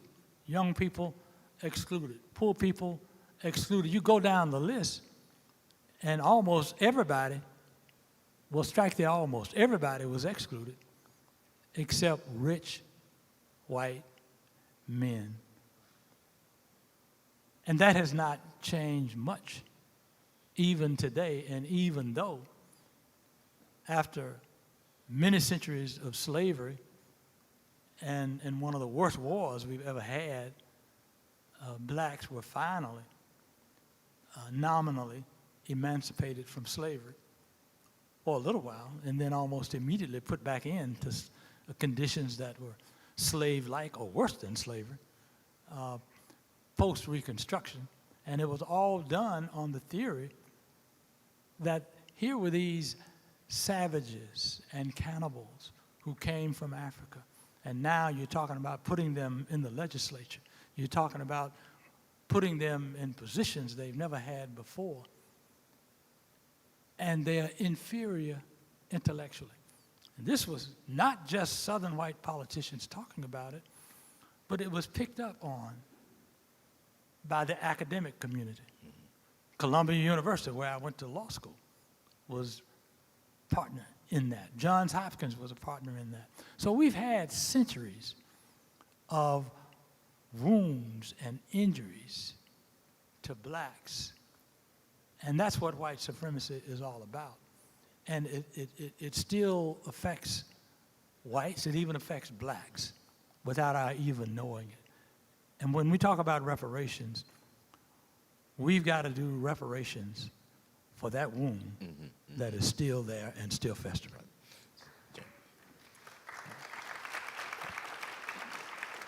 So, James, thank you so much for that. I think that's something for us to really think about, reputational wound, and how does that factor into our discussions around repair and reparations. Are there any other questions? Yes, sir. Hi, my name is Roy Harris, and I've been living in Asheville since 1983. And Attorney Ferguson, your street is changing, Blanton Street. It's probably half and half now, white and black. Very few kids are on Blanton Street at this time. In fact, when I hear a kid giggling in that neighborhood, and I stay right around the corner, I jump for joy because I hear birds. And believe it or not, the birds even left our neighborhood. When birds leave your neighborhood is in trouble. But just to say that, one of the things quickly is that I just finished my 71st year on this earth. And last month, May, I decided to celebrate my birthday by using this theme, to boldly go where no brother has gone before. And my first trip was I went to something called the Herb Fest, which is plants and herbs and all of those kinds of things. There was one brother out there. And I'm thinking, how do we get so far away from producing food when I look back in the 1920s census and the 1930s census, besides every one of my relatives, there's the title of farmer. Not one of us are farmers anymore. And so as I boldly try to go where no brother has gone before, I found some of those places. In fact, I found one just a few moments ago. I stopped over at Mount Zion, parked my car, went in to check the building, started walking across here to across the city. I saw one brother, and he was a buster down on a corner here. I saw one black female who I won't say is homeless or houseless, more houseless than anything. And we had a conversation here, and her conversation was around that someone had talked about defund the police, and she was all excited about that. Even downtown Asheville, I don't see myself anymore. So one of the questions I'm asking myself now, at this age, am I going to stay in Asheville, or do I leave? Am I going to be buried in Riverside Cemetery, Violet Hill, Sunset, or do I leave now? But when this word reparation came up, I decided, maybe I'll stick around for a while just to see how all of this plays out. So I just want to answer one question for me, the panelists. Should I leave or should I go?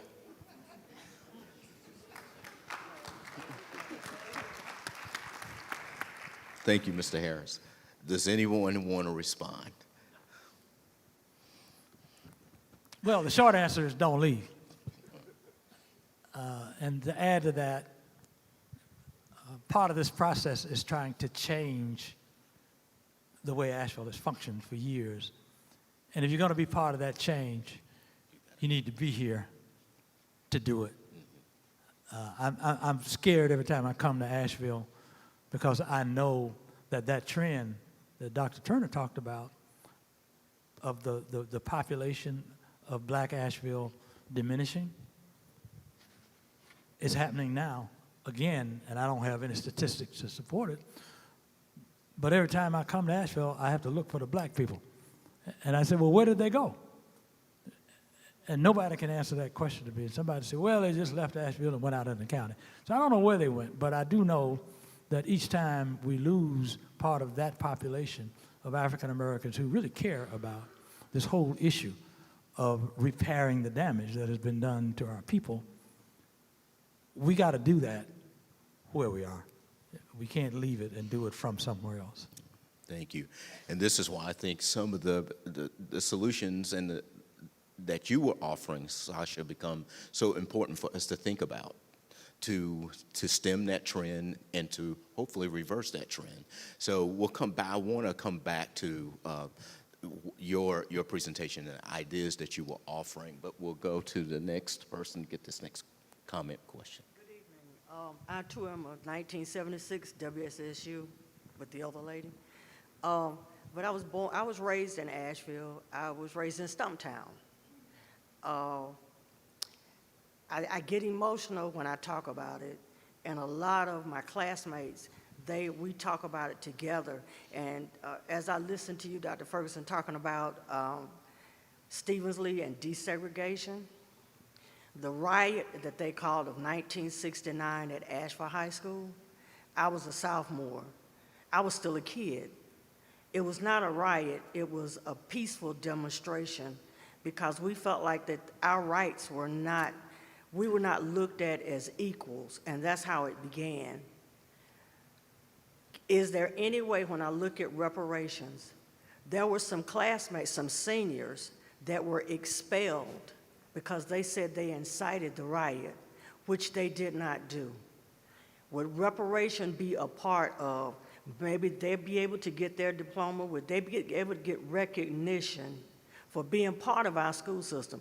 My heart still today, I would love to see a proclamation in September of healing for that day, because it still impacts me. I don't know how it impacts other people.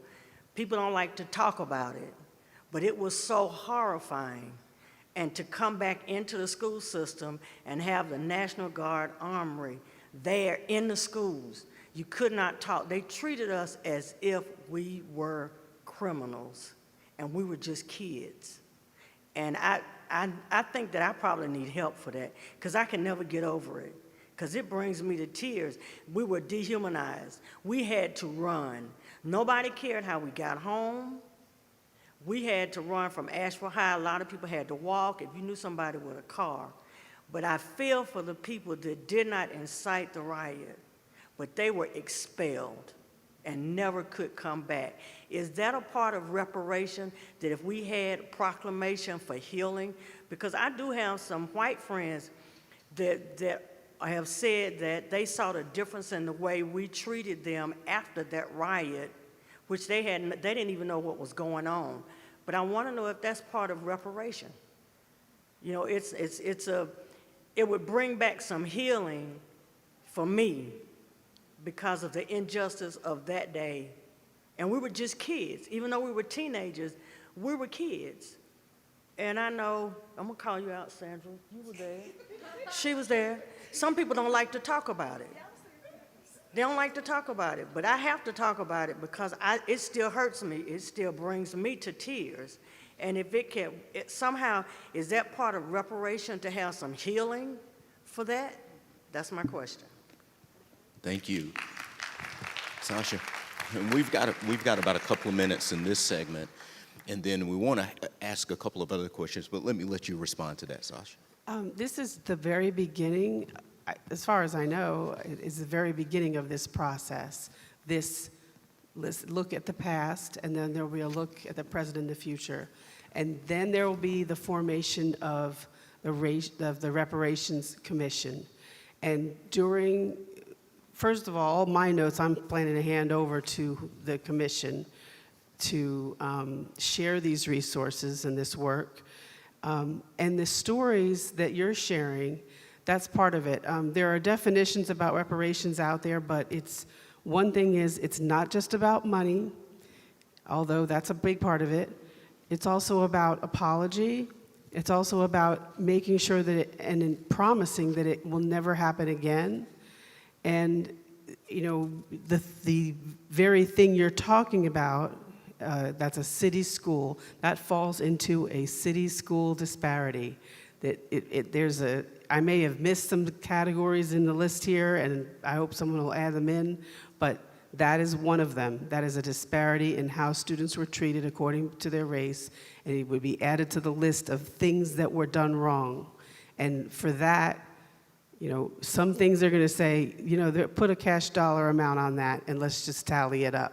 That's not saying that's going to be the amount, but we could at least come up with some figures. But for other things, we'll say, you know what, those students need an apology and maybe a diploma and a recognition that that's a way of making reparations to them. So I think obviously that would have to be a part of this process, and there'll be a place for that. I hope that the Reparations Committee will have the same kind of resources that the Vance Monument Committee had. They had money and resources and people to come in and talk and teach about things for the community to know, and listening sessions and chances for public comment. So a lot of different opportunities to engage with the community, hearing from people who have not been included in the conversation, and really efforts to engage in the community reaching out. I know it's not always done as well as it should be, but there are ways to be that squeaky wheel and say, hey, my community didn't get a chance to weigh in on this, or I have something to add. Where do I sign up and put my comment? And then it all can be added in. I'll just stop there. Right. Thank you, Sasha. So what I'd like to do, Deborah, if I can have permission to kind of change it up a little bit here.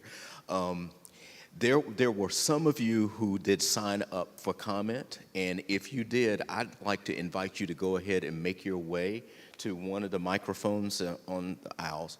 And also, we have some folks who are joining us online who we'd like to invite into the conversation as well, but we'll do that right after you have your chance to make your comment. Hi, thank you all so much for being here and having this conversation. My name is Kyla Morton, and I am the granddaughter of the late Reverend Nihilus and Christine Avery. They moved here in the 50s to come and be the pastor of Hill Street Church, but really hard for Black Asheville. He was a part of the sit-ins at Woolworth, and I hate that Mr. Ferguson is not here because I'd like to know if there's a connection there. But my question is on behalf of my mother. What needs to happen for the function of Asheville to change? It's hard to live here. I just recently moved here from Greensboro, and I got here, and the cost of living is ridiculous. Jobs are hard to find, and my friends are not moving here because of that, and these are young Black professionals. So what needs to happen for things to change here? Sasha, do you want to, and Bill, do you want to respond? I mean, these are part of conversations that we've been having. And these are part of conversations that we've been talking about what do we do to create opportunities for people to really stay in their communities.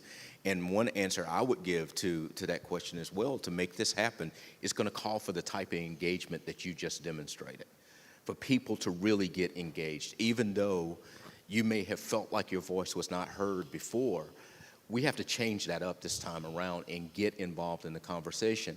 And I have actually said that no matter where you fall on these positions, the way democracy works is for people to be engaged in the conversation. You have to be willing to come to the table and actually talk to each other and find some path forward. But if you're not engaged, we can't move forward. So that would be part of my answer to that, Bill. If you want to, Sasha, if you want to chime in here. Yeah, I want to go back to the lady who was here earlier, who mentioned people being so marginalized, the lady who mentioned Linwood Davis. I want to say something here. I've grown up my journey has been from what Brother Ferguson was talking about with regard to, I was born in the mid-40s, so I knew abject segregation. And then I watched this period of integration, and then the current kind of zeitgeist. And one of the things that occurs to me that I don't like to talk out loud about, and that is when we talked of the dismantling of the school system, that place that nourished us, and even it seems, and I would say this basically to young people, is never confuse the idea that things just happen on a social sphere. People make things happen. You know, everything happens for a reason. For example, Rosa Parks, they say, started this revolution with that bus boycott. And people think, too many people think, that that was a spontaneous reaction of this tired, sweet little seamstress who said, I was tired and I'm not going to. No way. Rosa Parks, John Lewis, Stokely Carmichael, Martin Luther King, a whole host of Ralph Abernathy's and the people out of the South, they met at the Highlander Center in East Tennessee, over here near Knoxville, and they planned that revolution. It just didn't happen. So I think that there are people in this room, you have to make this stuff happen. Otherwise, and you can plan it out. I'm sure that the conveners of this conversation know that Martin Luther King once said, if you come upon a fire and you try to extinguish that fire, you know, he's using his metaphors about segregation was a fire, a fiery furnace. And he said, but if you come upon a fire and you put water on that fire and that fire doesn't go out, you do not assume that water doesn't consume fire. You just assume that you didn't have enough water. And so he said, go get some more. Well, I think we're at a point where it is not about the water anymore, because all of us know that certain kind of fires cannot be extinguished by water. It takes a different chemical to put it out. We're living in a whole different world. It's a different kind of fire. So you can't get involved in SNCC like I did when I was 20, because there's so many things are decentralized. The Black Lives Matter movement, for example, is a very decentralized movement. There's no, who's the leader in Asheville? You know, who is the most influential person? It says, Reverend so-and-so. You know, we saw a period where such leaders were literally picked off and removed off of the scene through the most violent means you can imagine, because people knew that charismatic leaders can cause movements. Heck, we saw one in the last few years on Pennsylvania Avenue. You'd be surprised what kind of charismatic people go different ways. So my point would be, get organized. Organization, I hate to say it, but some of the most disorganized people in the world. Ooh, Lord. It is an organizational principle. And you know, we can always talk about these things used to take place in our churches.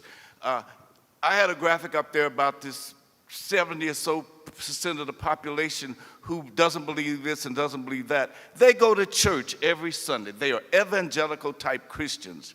And so until white ministers, for example, stop doing like Billy Graham, amen, some of these things need to happen amongst white Christians in their churches, and they need to talk about this. We don't have very many William Barbers in the world either. So that in the black church, that's where that conversation should be going on. How do we unify people? But then there's this kind of bifurcation. It's like, if you talk black, will that push away some of your white friends? How much do I have to filter myself so my white friend doesn't think I'm talking about her?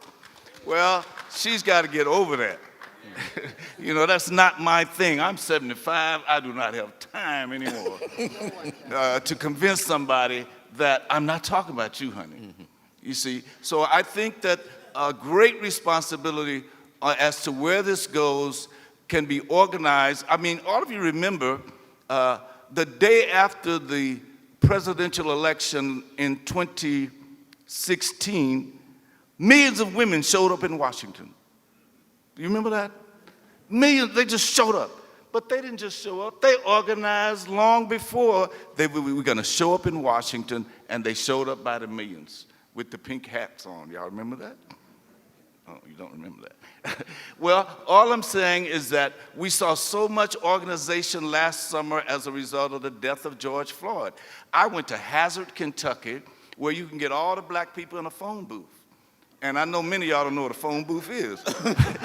But I'm saying I saw young whites and young blacks in multiracial coalitions for the George Floyd murder in eastern Kentucky coal camps, little villages you would never, I mean, it was so incongruous to me because it was like seeing blacks for Trump. And I'm not being political here, don't get me wrong. But when you saw young black and white people out together, not just black and white, but we're talking about people from across the ethnic spectrum in America, George Floyd's murder galvanized that. Stop waiting around for another catastrophe. You know, get organized. Organization is the basis of all political power. People get organized. And there are so many media through which people can get organized. You can bring in these young people in ways that my grandchildren do with their phones that Papa doesn't really understand. But they can do this. You can create things. And I hope you will bring young people into this conversation very heavily, because through spoken word, through the whole culture of hip hop, that brings in white kids and kids who are black and kids who are brown and kids who have Asian backgrounds and kids who have all sorts of backgrounds. And so it is the young people who are our hope for the future, because I can remember being so involved when I was 19, when I was 20. So make your mama and daddy worry about you like mine worried about me. Billy gonna get killed out there, because it was very dangerous. Well, it's more dangerous nowadays. There's more gun violence and stuff in America today than it was when I was a kid, when we had the Klan running around. So I'm just kind of rambling on here, but part of what I must say is that in contrast to my day and Fergie's day, there was a kind of cohesiveness in the African American community that was psychological, and it grew out of those segregated spaces. When you broke those, when those segregated spaces were broken up, it tended to leave a void in terms of trustworthiness. You know, we used to go from my hometown down to Gee's Bend, Alabama on a Friday night for a voter registration thing, and everybody just bring us in like nothing.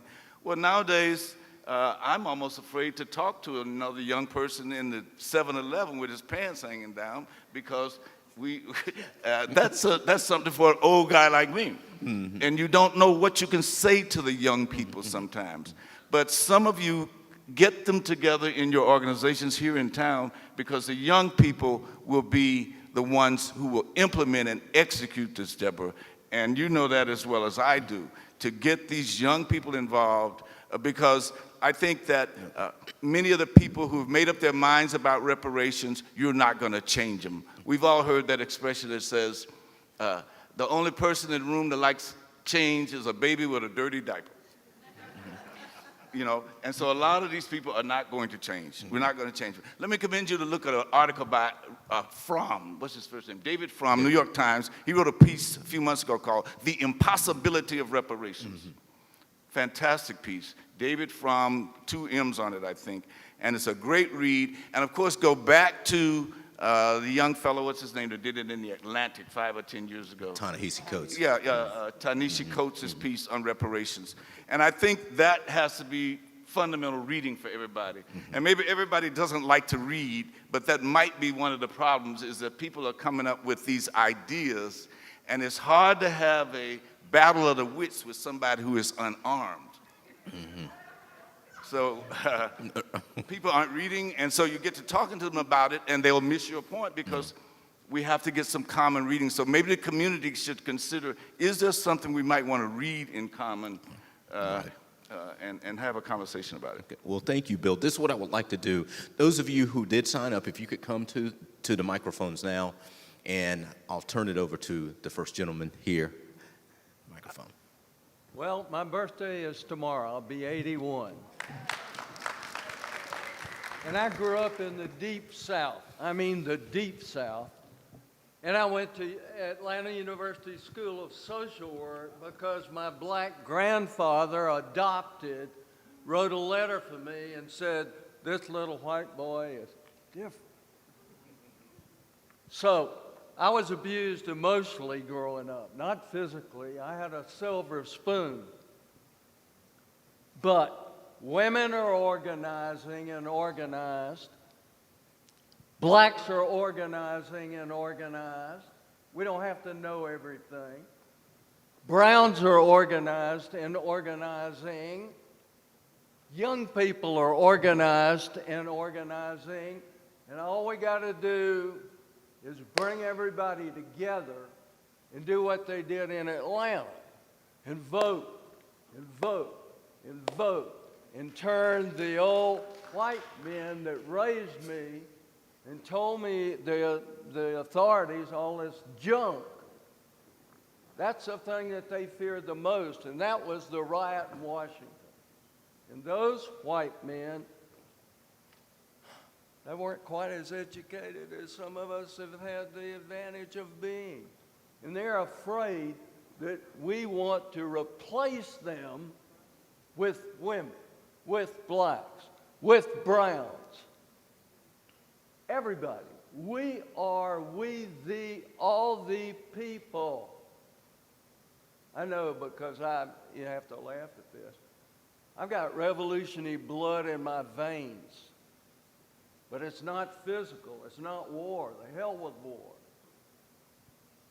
And my direct descendant was the guy at 22 years old that went up into the Old North Church and hung the light out to kick King George's butt out of America. But this is the most powerful time, including the 60s or any other time, that we've got a chance. So get involved and vote and work for people like the lady that spoke up here before that you referenced, who knows as much or more about it than anybody that I've ever met. And I campaigned with her, and she's powerful, and the powerful won't let her be elected because she knows the truth, and she speaks the truth. Sorry. Well, thank you. So I want to ask right now, I think we do have callers who are online. Do we want to turn to one of those callers? Those who are handling that in the back, can we bring up? Dr. Yes. Dr. Waters, our residents who signed up to speak, nobody has entered the queue, so we don't have any callers at this time. Okay, thank you. So, sir, we'll turn to you. Hello, my name is Sidney Bach. I was blown up here by a bad girl called Katrina in New Orleans many years ago. And actually, I trump all of you old men here tonight. I'll be 83 in November. So there's nothing to clap about. It's just good genes, and I picked my ancestors, I guess, fairly well. I find it difficult to stand here and address you because, and I'm emotional about it, a good part of my history as a lawyer in New Orleans was focused on civil rights, and I'm proud of that. But as a lawyer, I respect what I consider to be the law and our Constitution. And I'm afraid that I stand before you as a harbinger of some perhaps difficult suggestions and opinion that many of you may find disagreeable or not welcome. But as you said, we should be engaged, and that is what I'm trying to do. To make this a little quicker, I'm going to try to do this in 2 minutes. I have prepared in writing for you to see along with me. My remarks, if you'd be so kind as to just give them to the folks here. I will try to read them out now. I thought I had them stapled together, and there's one, and there's two.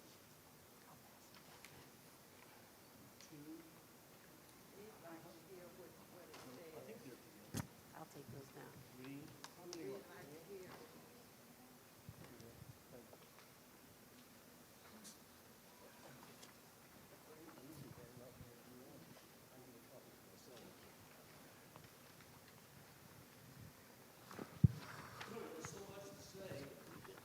so little time to say it, and unfortunately, I am not qualified to say a lot from your point of view because of an accident of birth and the color of my skin.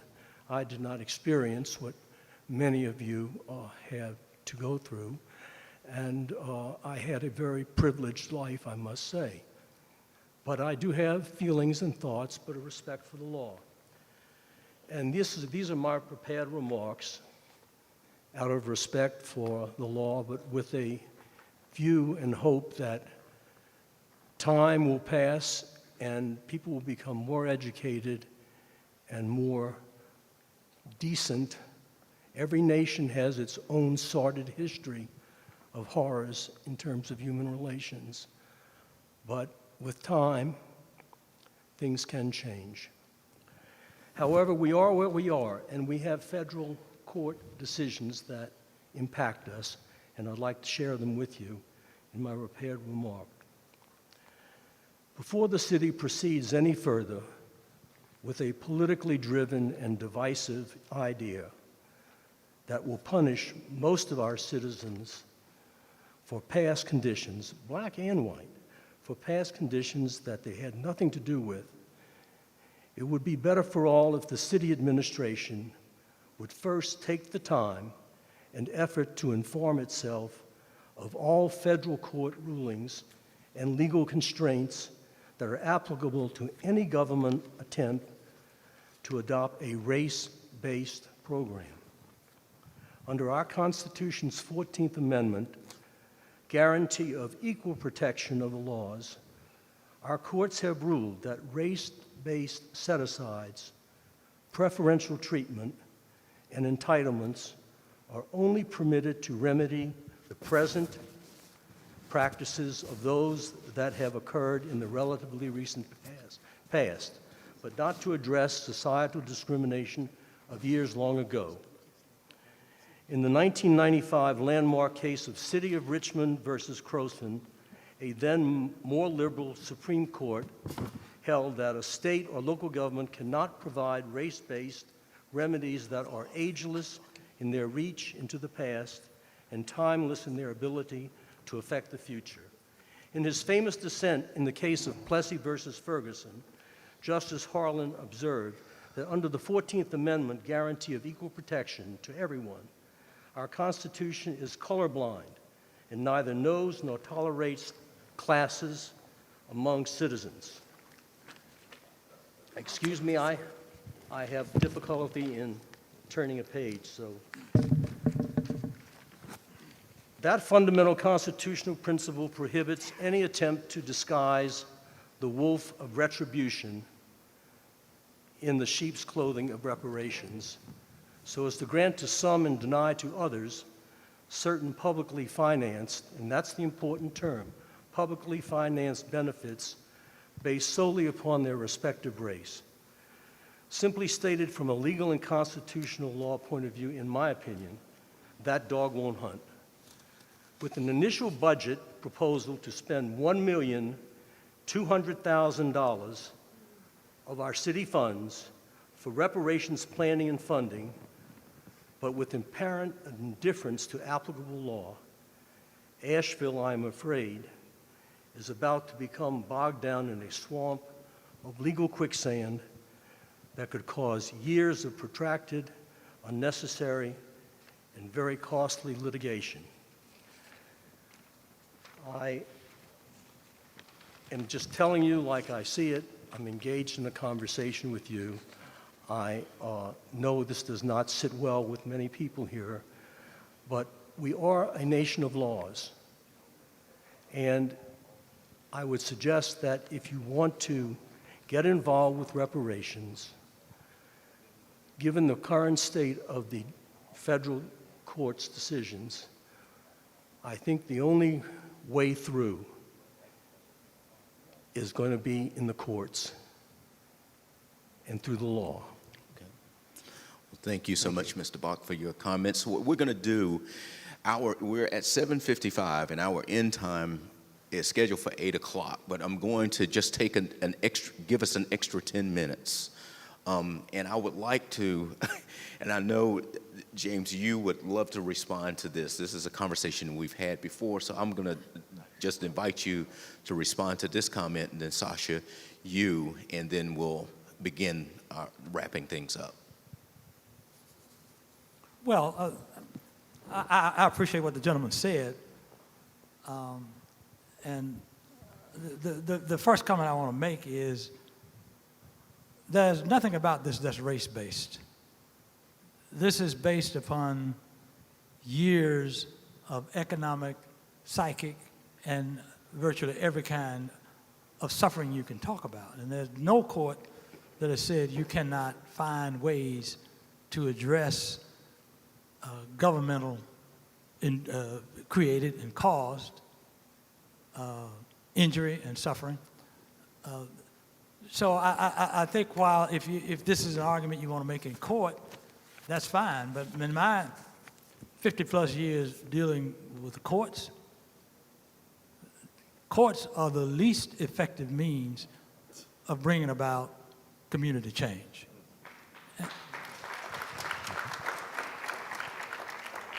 And I'm sure the city will not proceed with this program without getting, with this program of reparations, without getting the advice of attorneys. And the issue you're raising would be an issue to be raised if some citizen or others chooses to challenge what the city does. And if that happens, then the court will deal with that like they deal with everything on a case-by-case basis. So I don't think that's a reason to suggest to the city that they shouldn't undertake a program designed to address really centuries of white racism and mistreatment of blacks based upon this totally false notion of black inferiority. So while I appreciate your concerns, I appreciate your remarks, they missed the mark and they're off the point.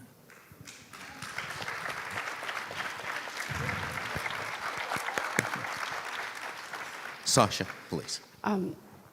Yeah, the only other comment I wanted to add to Mr. Ferguson's that this is a concern that has come up in my mind when we talk about how to fix some of Asheville's problems with housing, affordable housing.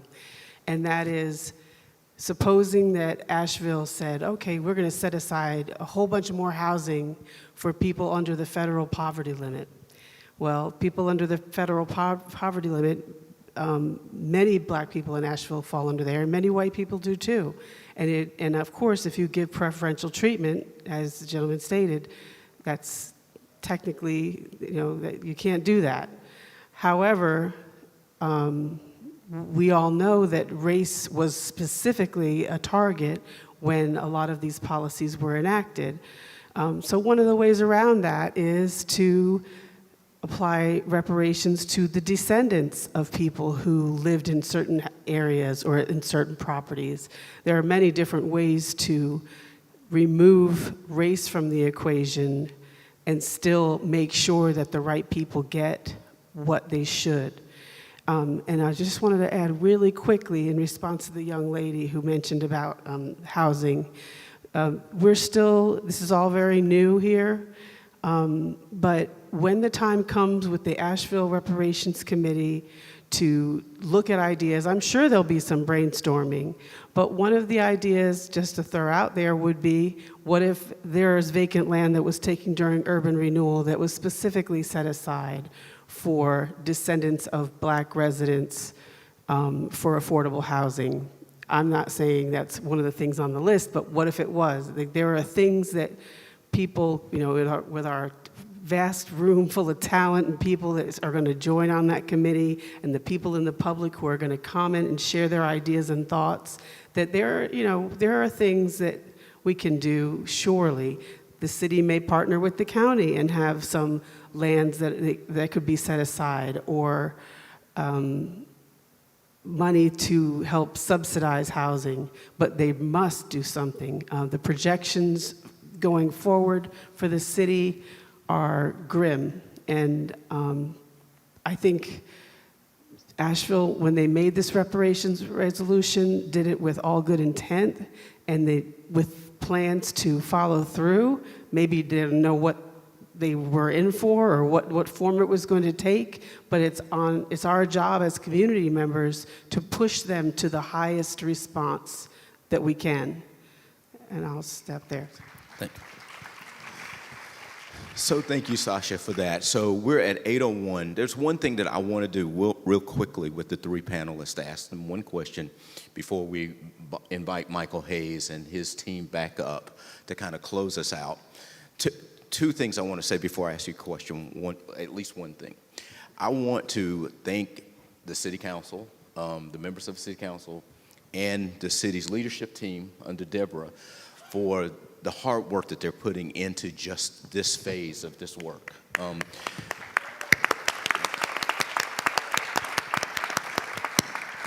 We don't always, as members of the community, we don't always get to see behind the scenes and the thoughtful way that they go about the work that they do. I've had that opportunity and that privilege with Deborah and her team the past few weeks, and just watching them really work through how these conversations would unfold has deepened my appreciation for that work. So I thank you for what you all are doing. And this is going to be a great ongoing conversation, I think. I'm the type of person who loves to just be in conversation with people, so I could sit up here all night and just listen to these stories. So this is going to be a good body of work to give to the commission once it is seated, and that is the idea. So we hope that you will continue to be engaged in the next two conversations around this as this information is compiled to make it available to them. But as we get ready to close out here, there's one question I do want to ask you, and that is this, real quickly. What is one thing that you think the city should do or could do within the next 6 months to really make a difference in this area and to begin this process of repair? One thing. Bill, we'll start with you.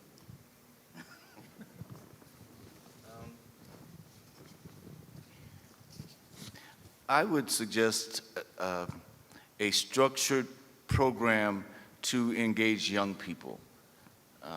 That's bring them together in conversations, interracial conversations, and present them with some readings. I hate to go, I'm a teacher at heart, but so that everybody can get on the same page. If I might, for example, to the gentleman who spoke against this whole notion of it's got to be no reparations or reparations. Today's newspaper, somebody who read it other than me might remember, but in today's newspaper was an example of something that the city and the county can repair that has its origins in what we're talking about. And it was about a devastating dumping and toxic waste fields and brown fields somewhere in a black community in the south side of Asheville. And it was in today's paper. And it was about environmental racism. So the city can begin to look at physical spaces that say, we can repair that. Mm-hmm. That's a low-hanging fruit. Mm-hmm. That's what, so to bring young people together into this conversation would be something I think the city should definitely do. But it should be structured rather than just a kind of come and wrap. Thank you, Bill. Sasha? I would say the one thing the city could do is commit to a similar process as was undertaken with the Events Monument Committee.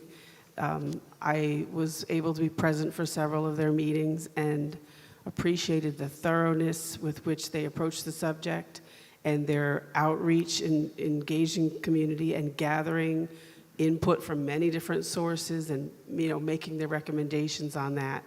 And also to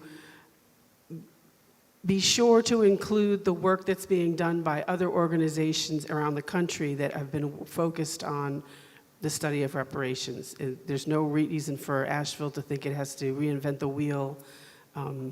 There are organizations that have been working on this for years, and we can use the best ideas from them. Those are my two suggestions, is to commit to that process, commit money to it, and commit to reaching out and using the best resources available that have already been done by other organizations. Thank you, Sasha. Fergie, we'll turn to you. Well, first of all, I want to commend the city for doing this. And I'll take a point of personal privilege and I'll share something with all of you that you don't know. Really, the reason this is being carried out under the able leadership of your city manager, Deborah Campbell, is that Charlotte sent me up here to begin working on getting her back down to Charlotte to do the same thing. But in a very serious, and I do commend you, Deborah, for all the good work you have done. And I commend the City Council as well for undertaking this.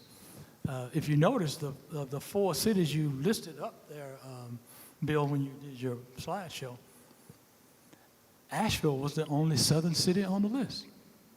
So things like that should not go unnoted. But the one thing I want to say is that while this is a reparations commission and not a truth and reconciliation commission, the work of this commission, no matter how much money you put into it, will not be successful until we can address issues like the young lady raised about what happened down at Lee Edwards, when, you know, anytime you get more than 3 black people together, it's a riot. I don't care what they came together for. That's a riot. So, and that's partly what happened with you there. But I do think it's going to be important for this commission to hear and fully understand the tremendous toll that racism and segregation and Jim Crow have taken on people that don't manifest itself through physical destruction and all the things that you see, but in the hearts and minds and souls of people, like this young lady was expressing today. And if Asheville did reparations and addressed with money every neighborhood that needed to be fixed, every job that needs to be given, but didn't do something to soothe the wounded souls of people like this young lady who spoke, we fail. So I know that you will take that into account.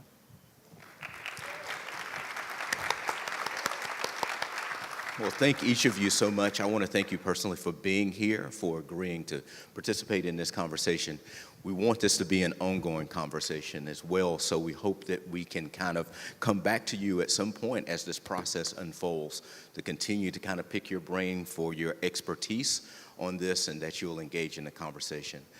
Deborah, I want to thank you again for the work that you and your team have put into this, and for all of the city's leaders for undertaking this process and giving me the opportunity to participate. I'd like to now just invite you to be back again with us next Thursday night to continue this conversation as we look at the present. Where are we now? We've heard a lot of history. As a historian, I hope that you will continue to engage the past and read history, develop a great understanding. Bill started his out with this quote. I often quote Bruce Springsteen, who said, "The past is never the past, it's always present. And we better deal with it, or it will get us. It will get us really bad." That's Bruce Springsteen. So thank you for being here tonight. I'd like to go ahead and invite Michael Hayes, MC Ellis, and DJ Damian Davis back, and they will end our evening together.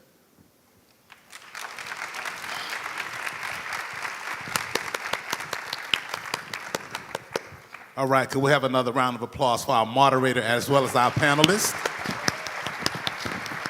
Thank you so much. Again, my name is Michael Hayes. I'm MC Ellis. And we are with Resources for Resiliency, and we are here so that we can unwind, unpack, kind of get out there, reset, let that energy that might be stored in you right now, because this was kind of hard. I do want to say this. Ms. D. Williams, she said something that was so profound because, you know, she's a true advocate for the community. I think it's important that everybody here tells a friend to tell a friend to tell a friend. There is no way we should have this few of people, especially those who are out there that's really fighting for the community and fighting for the cause of the community, to actually miss out on this and miss out on next Thursday and the Thursday after. So I know I just stepped out of my scope of work, what I'm called to do, but I just had to put that out for the benefit of my community. So. No, you're good, because I think you should be Asheville Stoker. Y'all remember what a stoker is? Oh, yeah. You're the stoker. I should stoke the flame. You're the stoker. You know, Absolutely. I can make that happen. You can make it happen. MC. No. All right, so what we're going to do now, we're going to do a reset exercise for you. First of all, did everybody get what they came here for? You know, we started a conversation that we can continue having, right? Right. I think so, too. So let's go to a reset. You ready, MC? I am. I'm Yeah. ready. Do you guys remember Mr. Rogers? It's a beautiful day in the neighborhood. Would you be mine? When he was young, his mother always told him when he was watching the news and he would see some horrible things, always remember the helpers. There are always people helping. So with Resources for Resilience, we teach a set of tools that bring you back to the place of calm, and you feel grounded and settled in your body and back into your thinking brain from your survival brain. And we taught some rapid reset tools in the very beginning where you calm down and get back together really quickly and be connected in your body and with others. So I'm going to teach you a tool now called Highlight, where we're going to remember who or what's helping you. So right now, Asheville, as you're going through this very difficult time and you're having these trying, difficult situations around the conversation of reparations, I'm going to ask you to cast your eyes down, because you may not feel safe enough in this room to close your eyes. If you do, God bless you. And I want you to think about who or what is helping you get through this hard time. You don't have to speak it out loud, just hold it in your mind's eye. Who or what is helping you get through? Bring in some details from that who. Bring in some details from that what. Think about all those details. And then sense into your body. You remember in the beginning of this conversation, we talked about your heart rate, your breathing, and your muscle tension. So pay attention to those things.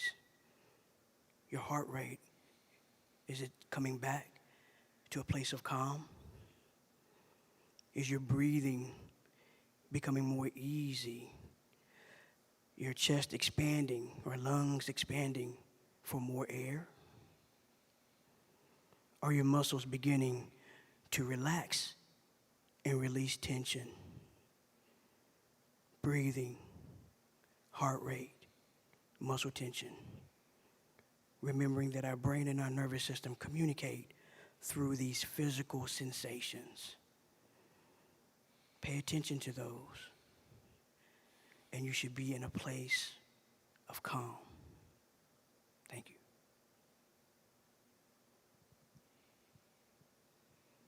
Thank you, MC. So that's it for us. We hope you guys have a great evening. We hope you guys really receive what you came here for, and we look forward to being here with you all next Thursday on the 10th. And we'll start with resiliency exercises at about 5:30. So y'all enjoy the rest of the week, enjoy your weekend, and we will see you next week. Bring something to drink next Thursday so that we can all take a sip together and do that rapid reset together. All right. Thank you.